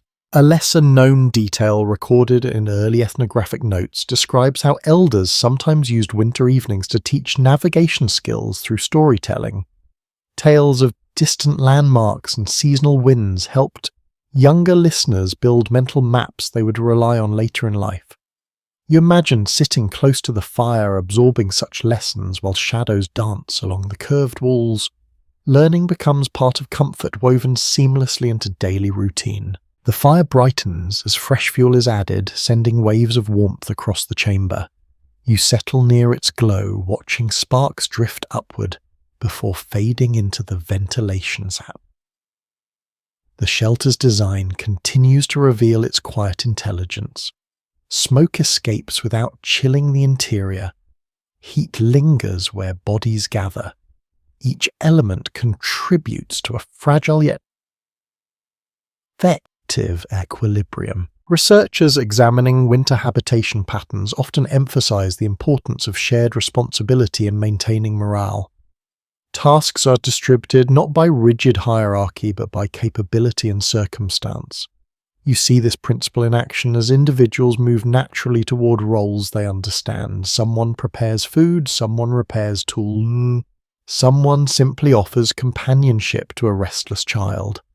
Cooperation becomes instinctive rather than enforced. Another intriguing custom mentioned in oral traditions involves exchanging small handmade gifts during the darkest weeks of winter. A carved bead, a decorated strap, a woven cord dyed with natural pigments. These tokens served as reminders that care and creativity persisted even in harsh conditions. You notice a young woman now presenting a newly finished binding cord to her grandmother, their smiles glowing softly in the firelight. Outside, the wind strengthens for a moment, sending powder swirling across the surface of the village. The sound filters into the shelter like distant surf. You feel a flicker of unease, then remember the strength of the hidden homes clustered beneath the drifts. Experience has taught these people how to endure storms that would overwhelm the unprepared. Confidence grows not from arrogance, but from accumulated knowledge. Some climate historians have proposed that winter camps functioned as centers of cultural transmission as much as physical survival. Within their insulated walls, languages were preserved, traditions reinforced, and collective identity renewed. Sitting here now, you sense how every story told and every skill practiced contributes to continuity. The hidden village becomes a living archive. As the day progresses, light fades once more into the soft grey tones of approaching evening. Children settle near the fire, their earlier energy replaced by quiet anticipation of rest. Elders begin recounting tales of past winters, their voices steady and reflective. You listen, feeling time stretch beyond the present moment into a long lineage of resilience. The shelter holds you gently as night returns. Warmth gathers in familiar patterns, shadows lengthen along the curved ceiling. You realize that winter life here is sustained not only by architecture and planning, but by emotional connection. Each gesture of care reinforces the structure as surely as packed snow or woven matting, and as you draw your robe close and lean back against the raised platform, you feel gratitude for the hidden rhythms that shape this season. Beneath the snow, families thrive through cooperation, memory, and quiet determination. In the hush of the winter village, human presence continues to glow like embers that refuse to fade. The storm announces itself long before it arrives. You sense it in the subtle tension that moves through the shelter, in the way conversations grow quieter and glances turn toward the entrance tunnel. Outside, the air has taken on a heavier stillness, as though the sky itself is holding its breath. Within these hidden walls, preparations begin with calm efficiency. You follow one of the elders toward the doorway, watching as they gather tools and spare coverings. The narrow passage is checked carefully. Loose snow is brushed aside. A small stack of branches is placed within easy reach, ready to reinforce the entrance if drifting powder begins to seal it. There is no panic in these movements, only memory guiding action. Storms have come before, storms will come again. Environmental evidence from ancient winter settlements indicates that sudden blizzards could reshape entire landscapes overnight. Paths vanished. Familiar landmarks disappeared beneath new layers of snow. Communities learned to respond quickly, securing their shelters and conserving energy until calm returned. Standing here now, you feel the weight of that shared experience pressing gently into the present moment. Wind rises in a distant sigh that gradually deepens into a steady roar. It moves across the surface like an invisible tide, sending fine grains of snow skimming through the air. You step back into the chamber as the first strong gusts begin to rattle the packed outer shell. The sound is not violent, more like persistent knocking, a reminder that winter's power never truly rests. Someone kneels near the hearth, adding fresh fuel to strengthen the fire's glow. Another person arranges bedding closer together, creating a warmer communal space. Children are guided gently to sit near the center, wrapped in extra layers of hide. The atmosphere remains purposeful, almost serene. You realize that preparation itself brings comfort. Knowing what to do transforms fear into focus. A lesser-known practice described in Northern oral histories involves sealing the entrance completely during severe storms, then digging outward once conditions improve. The idea may sound unsettling, yet it reflects confidence in the shelter's strength and the predictability of drifting snow. You watch its builders demonstrate how to shape a temporary barrier that can be removed from within. Each movement carries quiet assurance. Scholars still discuss how frequently winter shelters required such measures. Some archaeological sites show evidence of repeated reinforcement, suggesting that storms were constant companions. Others reveal more stable conditions that allowed entrances to remain open. As you listen to the wind's growing voice above you, sense that adaptability mattered more than certainty. Survival depended on responding to each storm as it came. The first heavy drift slides down the tunnel with a muffled thump. A child gasps softly, then leans closer to an elder for reassurance. You sit nearby, offering a gentle smile. The firelight flickers across anxious faces, then steadies as calm returns. Within these walls, emotional balance is as vital as structural integrity. Fear must be acknowledged, but not allowed to take root. Outside, the storm intensifies. You hear snow sweeping across the roof in waves that resemble distant surf. The shelter creaks faintly as branches and packed layers adjust to shifting pressure. Yet nothing collapses, nothing gives way. The hidden home stands firm, its design shaped precisely for moments like this. You find yourself marveling at the foresight embedded in every curve.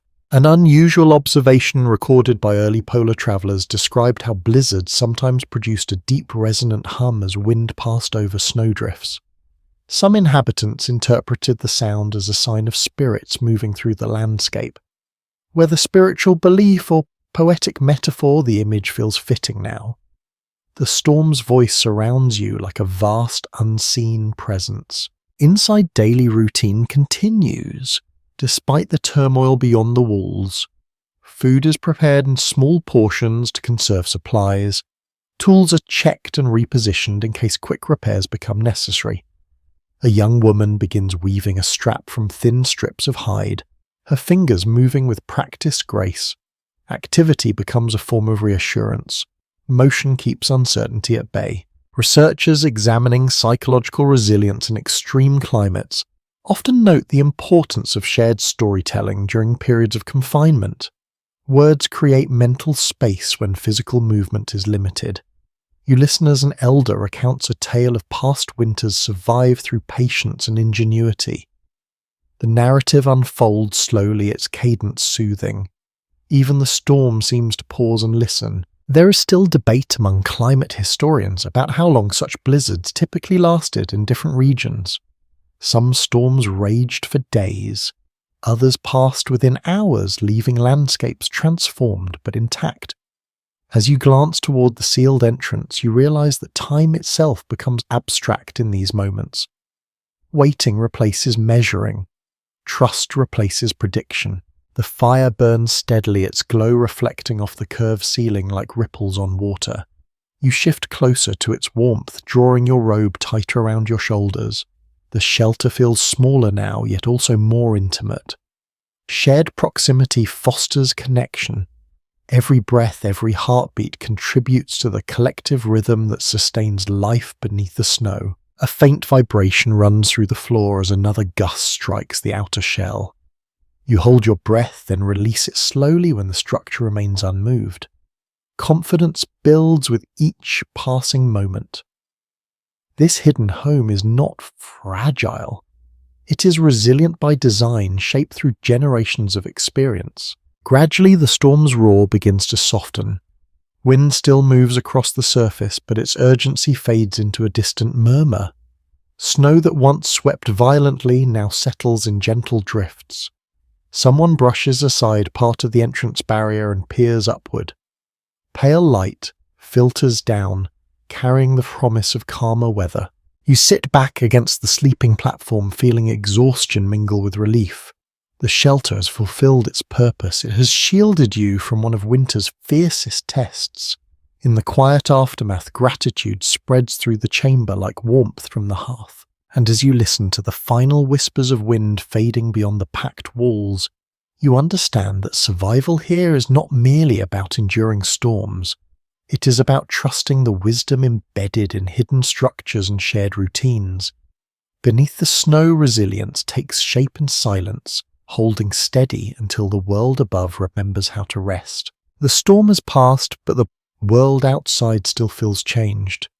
You sense it in the way the shelter's interior seems quieter than usual, as though everyone is listening for something beyond the reach of firelight. When you climb toward the entrance tunnel and push gently against the snow barrier, cold air spills inward like a sudden tide. It is sharp, clean, and filled with a faint scent of freshly fallen powder. You emerge into a landscape that looks entirely new. The familiar shapes of neighbouring mounds have softened their outlines, blurred by drifting snow. Trails that once connected the hidden village now lie buried beneath smooth white curves. For a moment the silence feels almost overwhelming. Then you notice movement in the distance. A small group is already preparing to venture out, their figures wrapped in heavy robes that blend into the pale horizon. Hunting must continue even in deep winter. Without steady supplies of meat and fat, the warmth of hidden shelters cannot be sustained for long. You join the others as they gather tools and check bindings. Their preparation unfolds with quiet precision. No dramatic speeches, no visible anxiety, only the calm acceptance that survival requires stepping once more into the frozen unknown. Layers of excavation at ancient northern campsites have revealed evidence of repeated journeys taken during the coldest months. Animal bones scattered along pathways suggest that hunters returned again and again from the white silence beyond their homes. The pattern speaks of endurance shaped by necessity. Standing here now, you feel a similar resolve settling into your chest. You follow the group across the snowfield, each step sinking slightly before finding purchase on firmer layers beneath. The cold nips at your face and fingers despite thick coverings. Yet the movement itself generates warmth. Breath rises in small clouds that drift away on the faint morning breeze. The world feels both vast and intimate, as though every sound carries farther than usual. A lesser-known winter tactic recorded in oral traditions involves tracking animals by subtle changes in snow texture rather than visible footprints. Experienced hunters could read disturbances invisible to untrained eyes. You watch as one of your companions kneels and brushes away loose crystals, revealing a faint depression shaped by passing hooves. It feels like witnessing a secret language shared between humans and landscape. There is still disagreement among specialists about how far winter hunting parties typically travelled from their seasonal villages. Some evidence points towards short, cautious excursions. Other findings suggest journeys that lasted several days across frozen terrain. As you move steadily forward, you sense that distance may have depended less on courage than on environmental conditions. Weather, daylight, and resource availability all shape decisions. The sky above remains pale and cloudless. Sunlight glints off the surface, creating a shimmering effect that makes it difficult to judge depth or direction. You rely on the guidance of those who know this land intimately. Their movements remain confident, even graceful. They pause occasionally to listen, scanning the horizon for signs of life that might provide the next meal. An early ethnographer once described the eerie stillness of winter hunts in northern regions, noting how even the crunch of snow beneath boots seemed muted by vast open space. You experience that sensation now. The only consistent sound is your own breathing, steady and deliberate. It becomes a rhythm that carries you forward through the cold. Eventually, the group halts near a cluster of low shrubs protruding from the drift. Here the snow appears thinner, revealing patches of frozen earth. One hunter raises a hand in silent signal. Everyone crouches, bodies becoming part of the landscape. You peer ahead and catch sight of movement. A small herd of animals grazes cautiously, scraping away snow in search of buried vegetation. Strategies for winter hunting often relied on patience rather than speed. Environmental historians suggest that ambush and careful positioning proved more effective than open pursuit across treacherous ground. You watch as the hunters spread out in a slow arc, each step measured, to avoid startling their prey. The tension feels electric yet controlled. A sudden motion breaks the stillness. The animals scatter hooves, kicking up sprays of powder that glitter in the light. One hunter releases a carefully aimed spear. The outcome unfolds quickly, then silence returns just as swiftly. You feel a mixture of relief and solemn respect. Survival here demands difficult choices. Each successful hunt carries gratitude as well as necessity. Once the animal has been secured, the group works efficiently to prepare it for transport. Tools flash briefly in the sun before disappearing beneath folds of hide. The scent of fresh blood mingles with the crisp air, reminding you that life and death remain closely intertwined in winter's realm. Yet there is no celebration, only quiet acknowledgement of the gift that will sustain the hidden village. Researchers studying seasonal subsistence patterns have noted how communal distribution of game reinforced social cohesion. Meat and fat were rarely kept by individual hunters alone. Instead, they were shared widely, ensuring that every shelter benefited from the day's effort. You imagine the warmth and nourishment this hunt will soon provide to those waiting beneath the snow. The journey back feels shorter, perhaps because purpose now guides each step. You follow the compressed trail formed earlier, your mind drifting between fatigue and anticipation. Smoke from distant shelters rises faintly against the horizon, marking in the place where comfort awaits. It feels like a beacon drawing you home. When at last you descend once more into the entrance tunnel, warmth envelops you like a long-awaited embrace. Voices rise in welcome. Hands reach out to help carry the precious burden of food toward the hearth. The hidden home hums with renewed energy, its walls glowing softly in firelight. And as you settle near the center of the chamber, watching preparations begin for another shared meal, You understand that winter shelters are served not only as protection from cold, they are anchors for journeys that lead outward into risk and return again into safety. Beneath the snow, resilience grows through cycles of departure and homecoming, each reinforcing the fragile balance that sustained life through the longer season. The return from the hunt brings a quiet transformation to the shelter. The atmosphere shifts from stillness into gentle motion, as though the hidden home itself has drawn a deeper breath. Tools are set aside, bundles are opened. The scent of fresh meat mingles with the familiar warmth of smoke and hide. You sit near the hearth, watching the rhythm of preparation unfold with practiced grace. Someone begins to slice portions, carefully setting aside strips that will be dried or stored for later use. Others melt snow in stone vessels to prepare broth that will stretch the meal further. Each action reflects a deep understanding of how to make resources last. Winter does not reward waste. It demands thoughtful stewardship of every gift the land provides. Ethnographic observations recorded in northern regions often describe winter shelters as centers of ritual as well as practicality. Food preparation sometimes carried symbolic meaning, reinforcing gratitude toward the animals that sustained human life. You notice how one elder murmurs softly while placing a portion near the fire's edge.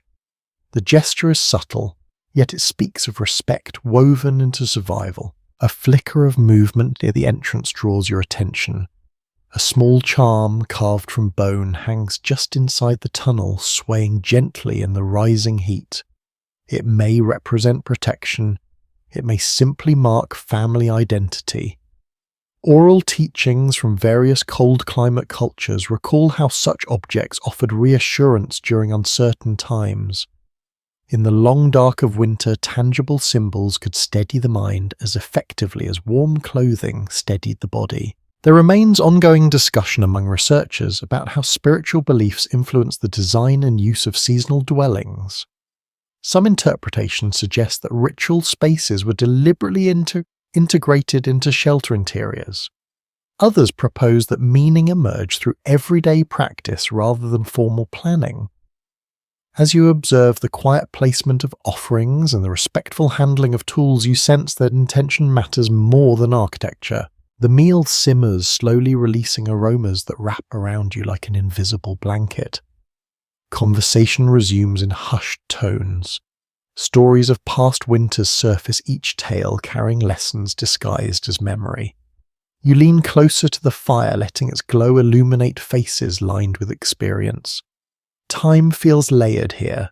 The present moment rests atop countless seasons of endurance. A lesser documented custom preserved in certain northern oral histories involves painting simple symbols on interior walls using soot mixed with animal fat. These markings might commemorate successful hunts or invoke protection against harsh weather. You glance around and notice faint smudges near the sleeping platform shapes so subtle they could easily be mistaken for shadows. Yet they add depth to the shelter's character, suggesting lives that have unfolded here before your arrival. Outside, daylight fades once more into the muted palette of evening. Snow reflects the last traces of sun in soft lavender hues. Within the hidden chamber, firelight becomes the dominant source of illumination. It casts warm tones across woven mats and hanging robes, transforming practical objects into elements of quiet beauty. You realize how sensory experience shapes emotional resilience. Light, scent, and texture all contribute to the sense of belonging. Environmental historians examining long-term habitation patterns have proposed that winter shelters functioned as sanctuaries not only from climate but from psychological strain. The predictable routine of rituals and shared meals offered stability when external conditions remained unpredictable. You feel that stability settling into your thoughts now. The world beyond the snow may shift endlessly, yet here continuity persists. A young boy approaches the hearth carrying a small bundle of dried herbs. He places them carefully into the broth, releasing a fragrance both sharp and soothing. Early ethnographic accounts describe similar practices where aromatic plants were added to meals or burned lightly to purify the air.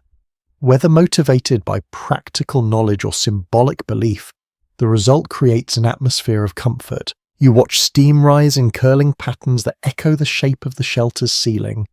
Each wisp seems to trace an invisible connection between earth and sky. The idea that warmth can bridge such extremes feels strangely poetic. Survival here becomes more than a series of tasks. It becomes an ongoing dialogue with forces larger than human control. Some scholars remain uncertain about how widely spiritual rituals varied between neighbouring winter communities. Evidence suggests diversity rather than uniformity. Traditions evolved according to environment, resource, availability, and cultural memory. As you sit among these quiet gestures of reverence, you sense that adaptation applied not only to architecture and hunting, but also to belief. The meal is finally shared bowls passing from hand to hand in deliberate sequence. You taste the broth infused with herbs and feel warmth spread through your chest like gentle sunlight. Around you, expressions soften. Laughter flickers briefly, then fades into thoughtful silence. Nourishment restores more than physical strength. It renews hope. Afterwards, someone begins a slow rhythmic chant, its melody rising and falling like wind across snowdrifts. Others join in softly, their voices blending into a sound both haunting and soothing. Oral traditions often preserved communal identity through such shared expressions, allowing memory to endure beyond individual lifetimes. You close your eyes for a moment, letting the cadence wash over you. Outside night deepens. Stars appear once again in the narrow strip of sky visible through the entrance tunnel. Within the shelter, shadows lengthen and settle into familiar patterns. You draw your robe closer and lean back against the raised platform, feeling the gentle pulse of warmth beneath your skin.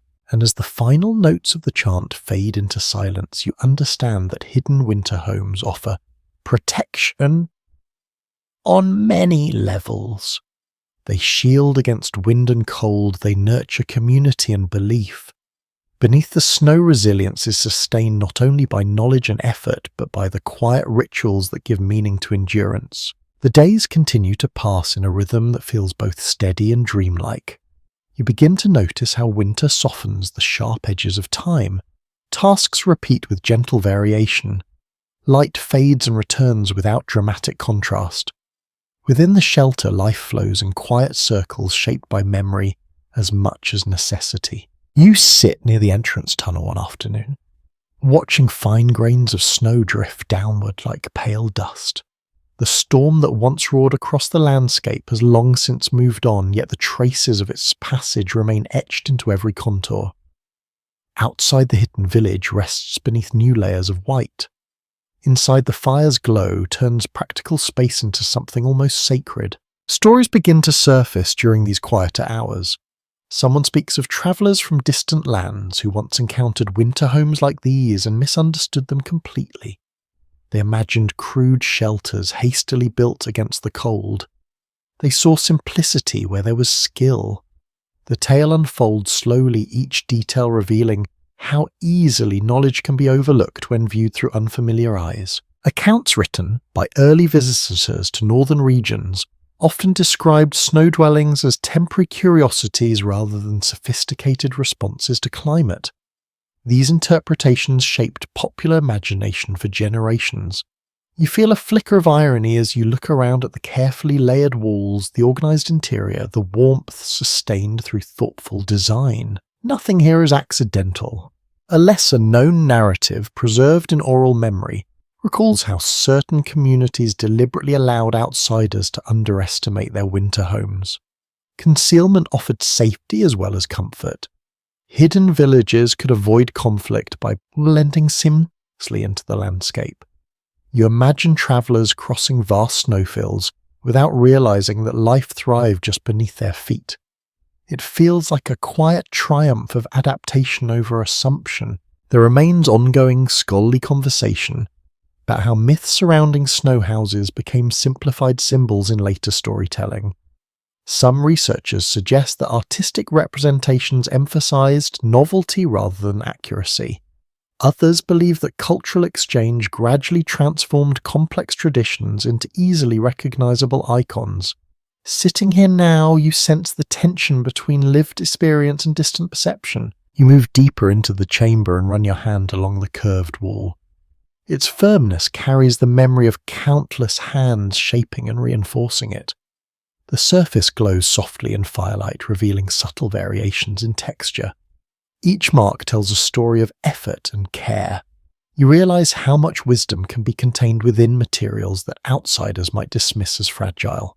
A young woman nearby begins repairing a tear in a robe using thread spun from plant fibers. Her concentration reflects quiet pride. Skill is valued here not for display, but for survival.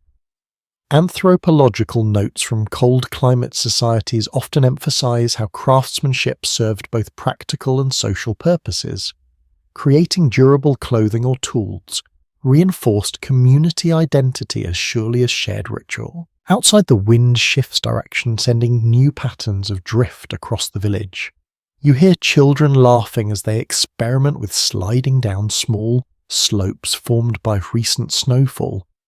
Their playfulness contrasts with the seriousness of winter living, yet it also complements it.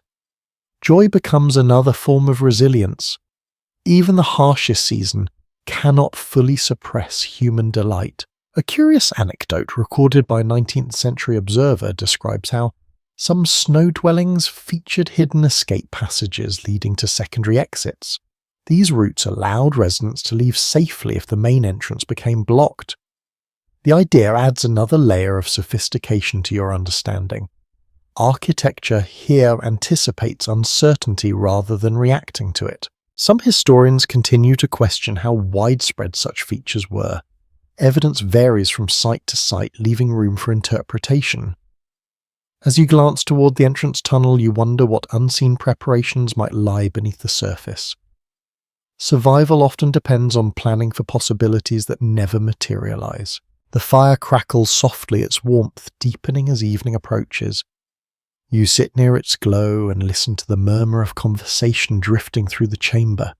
Stories of past winters merge with laughter and gentle teasing. The atmosphere feels relaxed, almost festive. Routine has replaced the anxiety you once felt upon entering this frozen world. Environmental researchers studying seasonal settlements have proposed that winter homes represented a form of ecological harmony rather than conquest. By working with snow and available materials, communities minimize their impact on fragile landscapes. The shelter you now inhabit seems to embody that philosophy. It exists as part of the environment rather than apart from it. You rise and step toward the entrance again, curious to see how twilight reshapes the hidden village. Outside, the sky glows faintly with lingering colour. Snow reflects the last light in shades of blue and silver. Mounds that conceal neighbouring shelters appear like gentle waves frozen in motion. The scene feels timeless. It could belong to centuries past or to the present moment. Returning inside, you settle onto the sleeping platform and wrap your robe around you. The shelter's warmth enfolds your thoughts, allowing reflection to deepen. You consider how myths often simplify what they cannot fully comprehend. Hidden winter homes have been reduced to symbols in distant narratives. Yet here their true complexity reveals itself through daily experience. As darkness gathers beyond the tunnel, the fire's glow becomes the primary beacon of comfort. Shadows move slowly across the ceiling like silent storytellers. You close your eyes, briefly imagining how countless others have rested in spaces like this, listening to the same soft crackle and breathing the same smoky air. And in that quiet moment of contemplation, you understand that winter dwellings are more than practical construction. They are living expressions of cultural knowledge shaped by generations who learned to see possibility where others saw only hardship. Beneath the so resilience takes form not as legend, but as enduring reality. Night deepens and the shelter grows still once more. The steady glow of the hearth turns the curved ceiling into a soft canvas of shifting light. You sit quietly with your back against the packed wall, feeling warmth radiate through layers of hide and woven matting. Outside, the frozen world rests beneath a sky scattered with distant stars. Inside, thoughts begin to wander further back in time, beyond memory, beyond story, into an age when winter felt even more immense. You imagine a landscape shaped by towering ice sheets and endless winds, a time when human communities moved carefully along the edges of glaciers seeking shelter wherever the land offered even the smallest advantage. Evidence recovered from deep archaeological layers suggests that ancient peoples, during the last ice age, also learned to build winter dwellings from the materials available to them. Mammoth bones, tusks, and heavy hides formed frameworks that shielded families from brutal cold. The idea feels both stark and inspiring. Survival required imagination as much as strength. You picture yourself stepping into such a structure, its walls curve from massive ribs that once supported creatures roaming vast frozen plains. Snow packed around the frame would have created insulation similar to the shelter you now inhabit. The thought draws a quiet connection across millennia. Different eras, different resources, yet the same fundamental need for warmth and safety. A little documented adaptation mentioned in some excavation reports involves using compacted earth mixed with ice to reinforce the bases of prehistoric winter homes.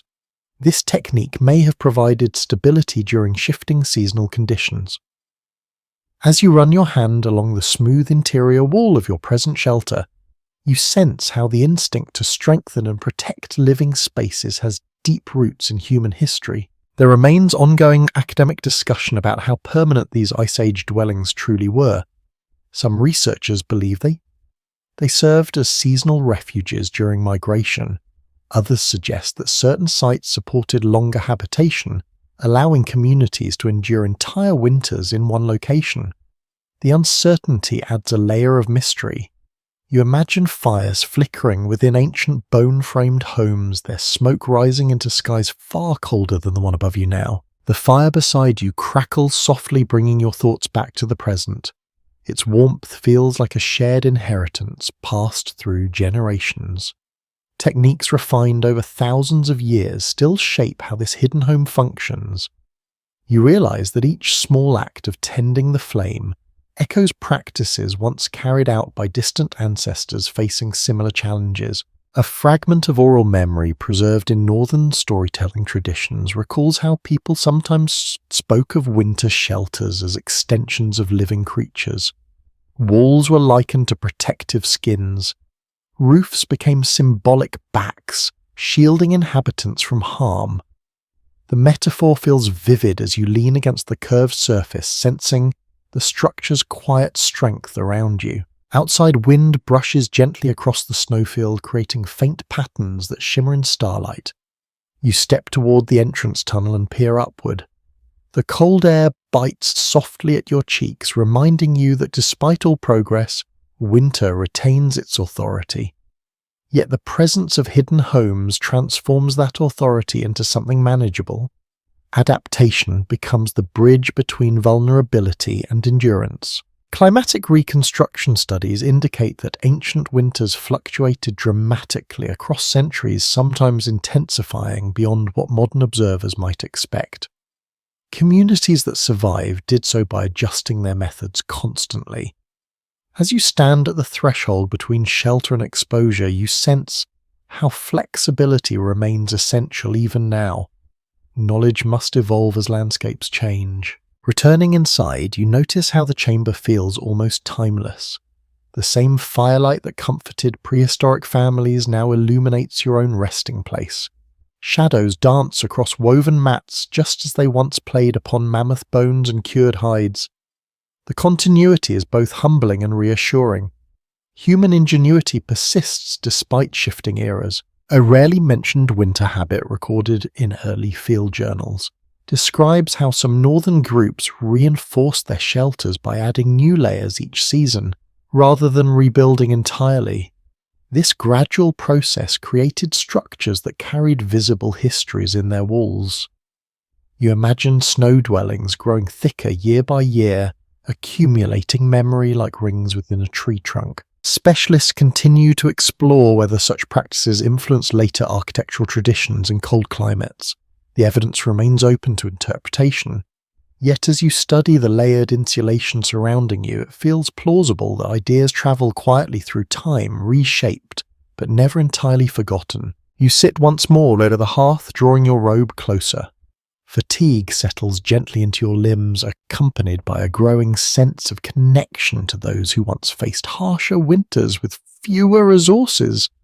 Their experiences seem to linger in the warmth of this hidden chamber, guiding present survival through echoes of past resilience.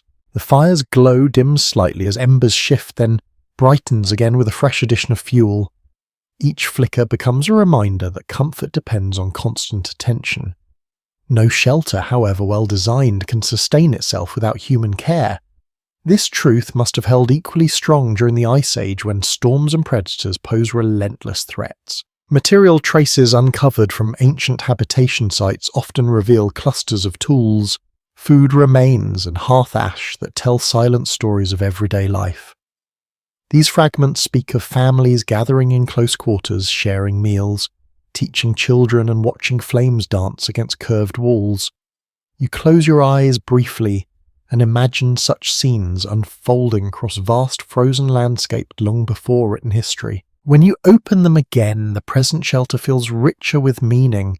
It is not merely a response to climate, and is part of a long continuum of adaptation that stretches back to humanity's earliest encounters with winter's extremes. Each generation adds its own knowledge, refining methods that ensure survival without abandoning respect for the environment. Outside, stars shimmer with quiet persistence. Inside, warmth and memory blend into a gentle calm. You settle onto the sleeping platform and listen to the soft breathing of others around you. The hidden home feels secure, anchored in traditions older than any single story. And as sleep begins to draw near, you understand that winter shelters built beneath the snow are more than clever constructions. They are living connections to ancient ingenuity. Through them, the lessons of distant ancestors continue to guide present lives, transforming cold into refuge and uncertainty into quiet confidence. The night feels unusually calm after so many shifting days. You wake to a silence so complete that it almost hums. The fire has burned down to a bed of glowing embers, casting a low amber light across the shelter's curved interior. For a moment you remain still, listening to the gentle breathing of those around you, and the faint whisper of wind brushing across the packed snow above. Morning arrives slowly. Someone stirs the hearth back to life, coaxing small flames from the quiet red glow. The chamber brightens just enough to reveal subtle details you had not noticed before. A shallow groove along the wall where repeated hands have smoothed the surface. A darker patch near the ceiling where smoke has settled over time. Each mark feels like a clue left behind by daily living. Material traces like these have long intrigued archaeologists studying winter settlements. When excavated centuries later, such features can reveal how spaces were organized and used. Ash layers hint at hearth placement. Post holes suggest where supporting frames once stood. Even slight discolorations in soil or snow can tell stories of movement and routine. You imagine future researchers kneeling where you now sit, trying to reconstruct a life that once unfolded quietly beneath the snow. You rise and stretch, feeling the firmness of the packed floor beneath your boots. These shelter feels secure, yet you are newly aware of its temporary nature. Eventually the season will change. Snow will melt. The hidden home will fade back into the landscape, leaving only subtle impressions behind. The thought adds a layer of poignancy to your surroundings. Nothing here is meant to last forever. That is part of its brilliance. A rarely mentioned detail in excavation reports notes that some winter shelters show signs of careful dismantling rather than abandonment. Framework materials appear to have been removed deliberately, perhaps to be reused in future seasons. This practice suggests a cyclical relationship with the environment. Homes were not discarded. They were transformed, their components carried forward into new structures shaped by changing conditions. Not every researcher agrees on how intentional these patterns were. Some argue that natural decay may explain certain findings. Others believe the evidence points clearly toward deliberate planning. As you run your hand along the smooth wall, you sense that intention must have guided at least part of the process. Knowledge of climate encourages foresight.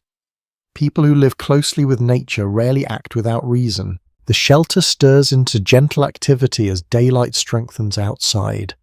Children gather near the entrance, eager to see how the storm has reshaped their familiar paths. An elder joins them, guiding their curiosity with quiet reminders about safety. Learning continues even in moments of play. Observation becomes both skill and responsibility. You follow them upward into the pale morning light. The village appears serene beneath its blanket of snow. Trails have re-emerged where residents have brushed aside fresh drifts. Smoke rises once more in thin, graceful lines, marking each hidden home like a silent signature. The landscape feels peaceful, yet you know it remains unpredictable. Climate historians studying ancient winter habitation often rely on subtle environmental indicators to understand seasonal change. Pollen traces frozen sediment layers and animal migration patterns all contribute to a broader picture of how communities adapted. Standing here now, you sense how knowledge of these signals would shape daily decisions. The direction of wind, the firmness of snow underfoot, the timing of sunrise and dusk. A curious observation preserved in early field journals describes how some northern groups tested the stability of snow roofs by tapping gently along their surfaces with wooden staffs. The resulting sound revealed whether layers had compacted sufficiently or required reinforcement. You watch as one of the builders performs a similar gesture, now listening carefully to the tone that echoes back. It feels like a conversation with the structure itself. Inside again, you sit near the hearth and help prepare a simple meal. Steam rises in soft curls, carrying warmth that contrasts with the crisp air beyond the tunnel. The shelter's design continues to reveal its quiet intelligence. Ventilation channels guide smoke upward. Insulated walls preserve heat. Organized spaces support routine. Each element contributes to a delicate equilibrium maintained through constant awareness. Some specialists have proposed that winter dwellings functioned as seasonal laboratories of adaptation. Within their walls, communities experimented with new techniques, refining methods that could later influence permanent architecture. The idea fascinates you. Innovation does not always require grand workshops or elaborate tools. Sometimes it emerges in hidden spaces shaped by necessity. You notice a young woman carefully measuring the length of a branch before trimming it to fit along the ceiling. Her precision suggests an understanding of proportion and balance developed through observation rather than formal study. Skills like these form the foundation of survival in environments where mistakes carry serious consequences. As evening approaches, the shelter settles once more into a familiar rhythm. Stories are shared, tools are mended, the fire glows steadily at the center of daily life. Outside, twilight paints the snow in shades of blue and silver. The hidden village breathes quietly beneath the gathering dark. You lie back on the raised platform and consider how fragile yet enduring these winter homes truly are. Their materials may vanish with the season, but their knowledge persists through memory and practice. Archaeological remains scattered across cold landscapes serve as silent testimony to that persistence. They remind future generations that survival is not merely about enduring hardship, it is about learning continuously from the environment and from one another. And as sleep draws near once again, you feel a deep sense of connection to the unseen people who will one day study the traces left behind. Beneath the snow, human ingenuity leaves subtle footprints that time cannot entirely erase. In this way, hidden winter shelters become bridges between past and future, linking lives separated by centuries through shared resilience. You step outside again in the late afternoon, drawn by a quiet curiosity about the world beyond the shelter walls. The sky has taken on a pale golden hue, the kind that arrives only when the sun hovers low and reluctant above the horizon. Snow stretches in every direction, smooth and deceptively gentle.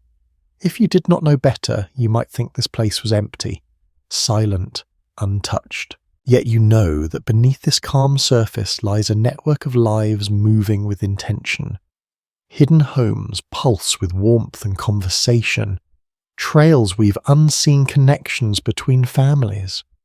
Smoke rises in faint threads that dissolve before they can be noticed from afar. It feels almost like a secret shared between the land and those who understand it. Historical travel journals from early explorers sometimes reveal a sense of bewilderment when outsiders first encountered winter settlements like these. Accustomed to their permanent buildings and visible infrastructure, they struggled to interpret structures that blended so seamlessly into the environment.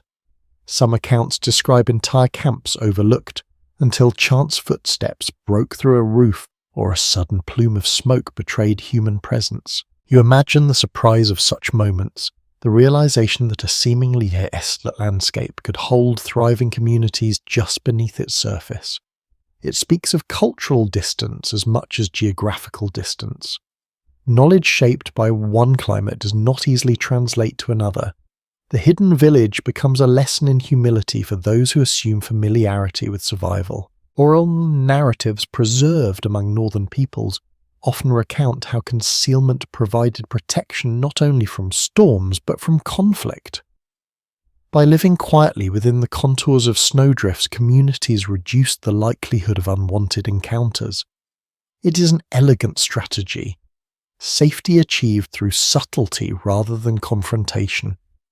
You glance across the white expanse and feel a renewed appreciation for this understated wisdom. Some modern researchers suggest that such misunderstandings influenced later perceptions of cold climate societies, reinforcing stereotypes that overlooked their sophistication.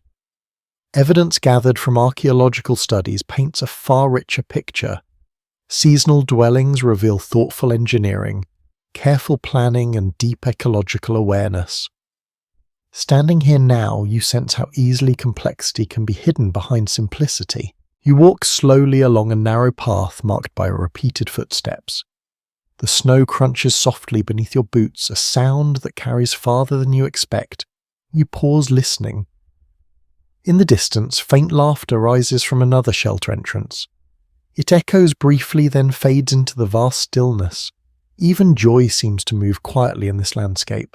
A rarely mentioned winter practice noted in early ethnographic observations involves covering ventilation openings with translucent animal membranes. These makeshift windows allowed light to filter into shelters while preventing drafts. You picture the soft glow such panels might cast inside, transforming interiors into luminous spaces sheltered from the elements. Adaptation here extends beyond function into subtle aesthetic expression. There remains ongoing discussion among scholars about how often winter villages relocated during a single season.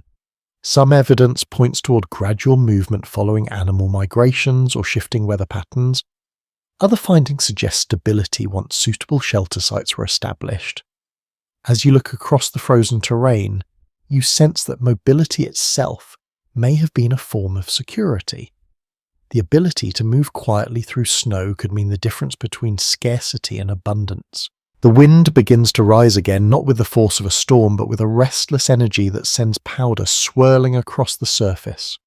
You draw your robe closer and turn back toward the familiar mound that conceals your own refuge.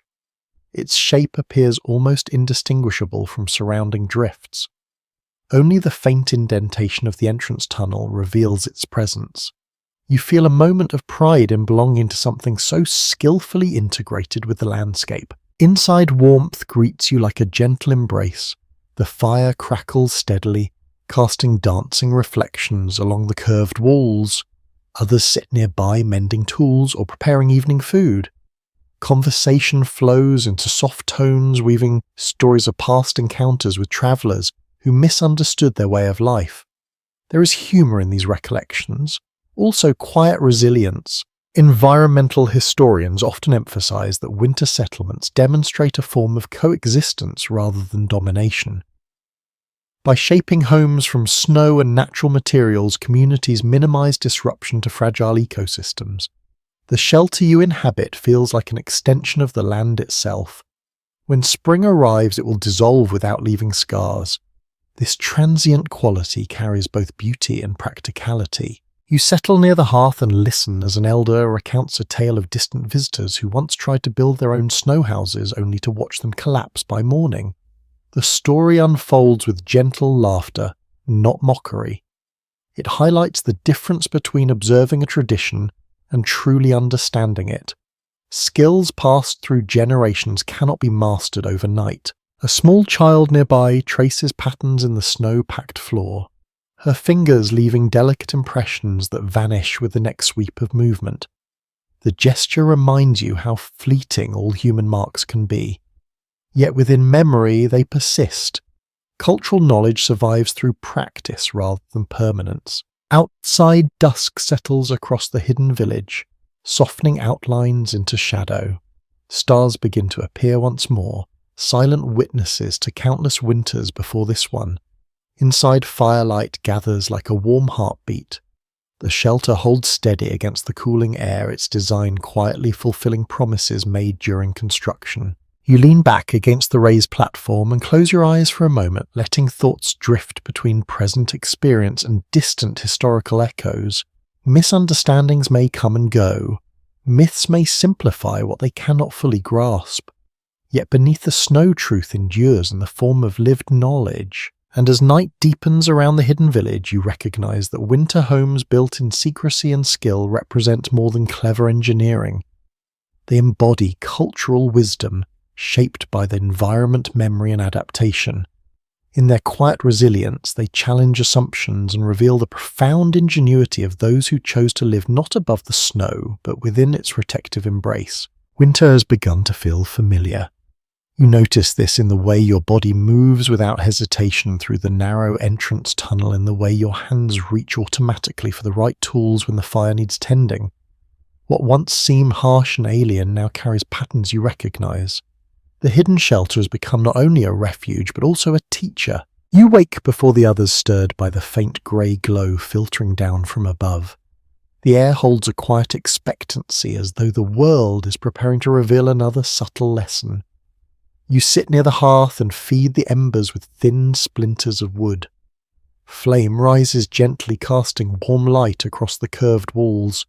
In this moment of stillness, you reflect on how deeply the knowledge of winter living has shaped every aspect of daily routine. Long-term environmental studies of northern regions reveal that communities who endured repeated cold seasons developed remarkably precise understandings of snow behavior. They could distinguish between drifts that would compact into reliable insulation and those that might collapse without warning. You think of the first day you arrived here, uncertain where to step or dig. Now you can sense stability beneath your boots before anyone else speaks. A seldom noted seasonal habit preserved in generational memory involves listening closely to the tone of wind at different times of day. Subtle shifts in sound could signal approaching weather changes long before clouds gathered on the horizon. You pause and tilt your head toward the entrance, letting your ears absorb the faint murmur outside. It is a skill you're only beginning to grasp, yet already it feels valuable. Not every researcher interprets these traditional practices in the same way. Some emphasize their practical effectiveness. Others explore the symbolic dimensions embedded within them. As you sit beside the growing fire, you realize that such distinctions may matter less to those who live this knowledge daily. Survival rarely divides the world into neat categories. It weaves function and meaning together until they become inseparable. The shelter gradually stirs into activity. Someone prepares a morning meal, another repairs a broken binding strap. Children whisper and giggle near the sleeping platform, their breath forming tiny clouds in the cool air. You notice how each person contributes to maintaining warmth and order. Cooperation has become instinctive, almost effortless. Outside, the snowfield glows faintly beneath the rising sun. You step out to gather fuel, following a path that now feels as familiar as any street from your past life. The cold greets you like an old companion, stern but predictable. You move with confidence across the drifts, aware of where the ground dips or firms beneath the surface. Winter no longer intimidates you. It challenges you in ways that feel almost invigorating. Cultural memory from the various cold climate societies preserves the idea that true mastery of winter arrives not through conquest but through attentive observation. Elders often describe the season as patient instructor offering lessons only to those willing to listen. You find yourself recalling these words as you kneel to collect a cluster of dry branches hidden beneath snow. Each discovery feels like a quiet reward for careful searching. One quiet innovation noted in field observations involves using polished bone or stone surfaces inside shelters to reflect firelight more effectively. This technique reduced the need for additional fuel by maximizing illumination. You glance at the smooth curve of the wall near the hearth and notice how the glow spreads evenly across its pale surface. Perhaps such ideas travelled from one community to another over generations, carried in stories rather than written plans. Climatic shifts across centuries appear to have encouraged continual refinement of winter-dwelling techniques. When snowfall patterns changed or temperatures dropped more severely, communities adjusted their building methods accordingly. As you carry fuel back toward the entrance, you sense how adaptability remains the true foundation of resilience. Nothing here is fixed. Everything evolves with the season's demands. Inside again, you settle near the fire and share your gathered wood with others. Gratitude passes in quiet nods. No one hoards resources. The shelter thrives through mutual support. You think about how modern life often isolates individuals within private spaces, while here survival depends on collective awareness. The contrast feels profound. A small boy approaches and asks you to help shape a new snow block for reinforcing the outer wall. You follow him outside and work together, packing powder into firm, cohesive layers. His laughter carries across the snowfield, bright and unrestrained. In that moment you realize how deeply winter, living, shapes not only skills, but also identity.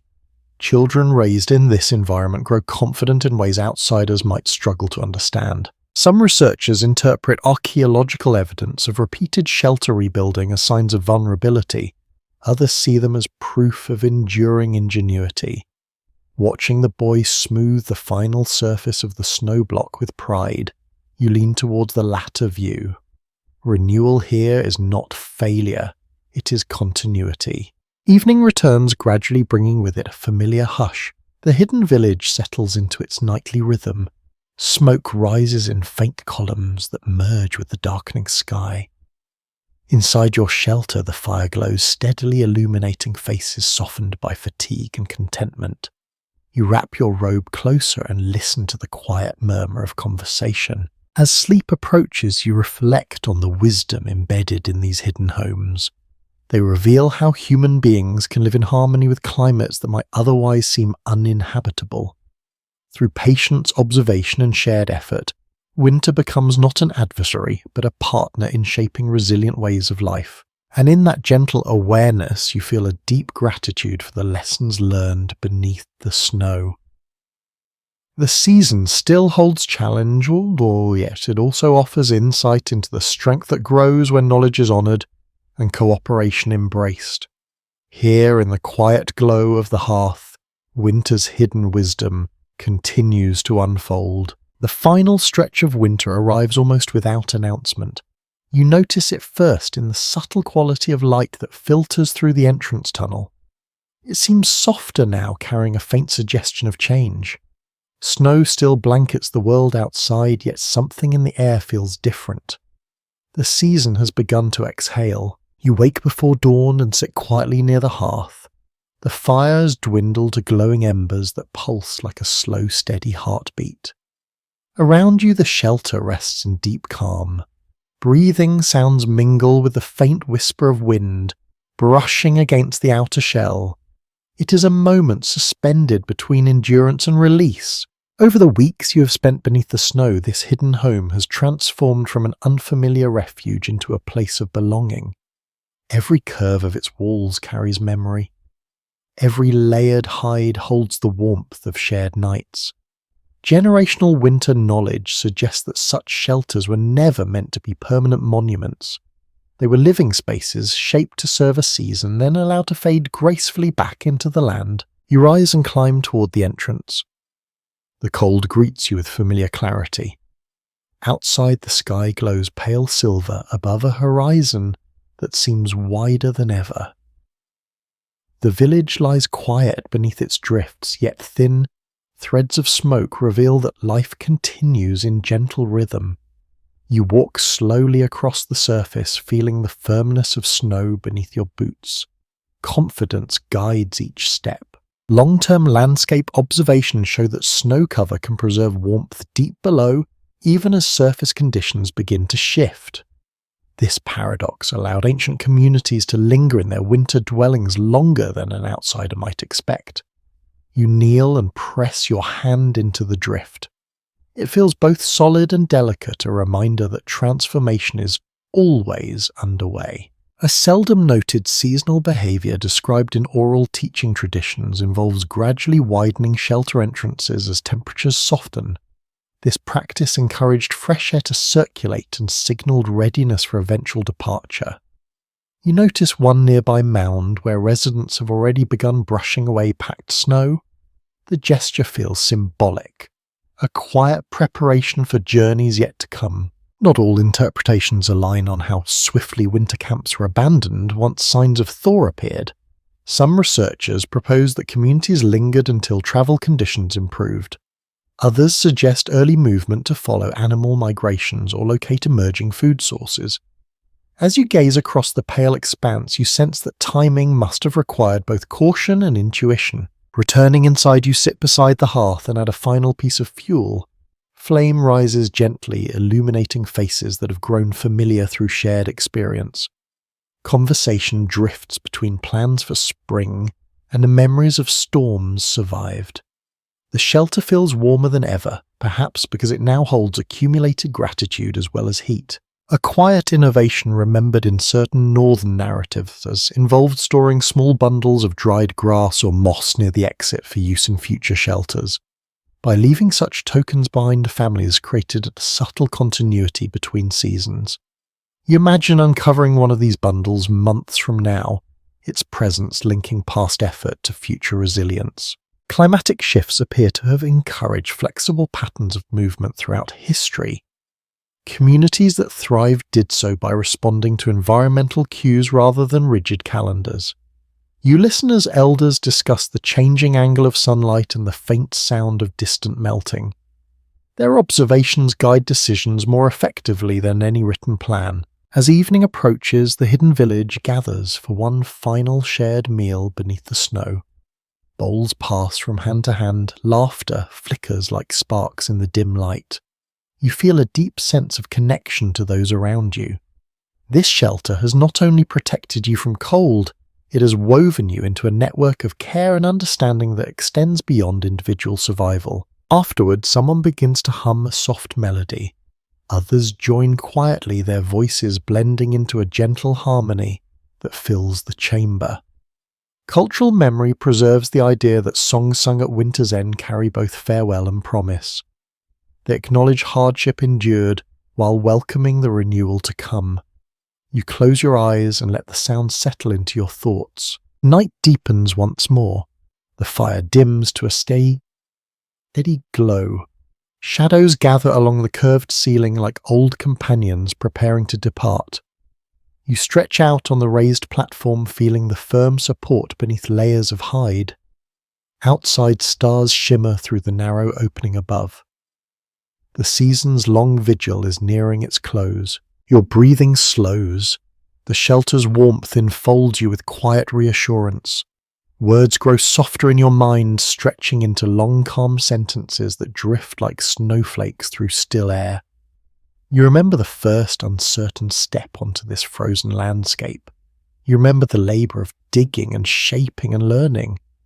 Now those memories feel distant, wrapped in the gentle haze of accomplishment. Winter has not been conquered. It has been understood. Beneath the snow, you have discovered how patience, cooperation, and attentive listening transform adversity into refuge. Hidden homes become teachers, guiding human lives through cycles of challenge and renewal. The fire fades further, its glow now a faint pulse in the darkness. Around you, others sleep deeply, their breathing steady and warm. Outside, the vast white world rests under starlight, waiting for the slow arrival of change. You feel yourself drifting towards dreams carried by the calm knowledge that seasons turn as surely as embers cool. In this final quiet moment, you allow the imagery of snow and shelter to dissolve gently. The hidden village fades into softness. The wind becomes a distant lullaby. Warmth lingers like the memory of sunlight on closed eyelids. You're safe. You're resting. The long winter night releases its hold at last. Sweet dreams.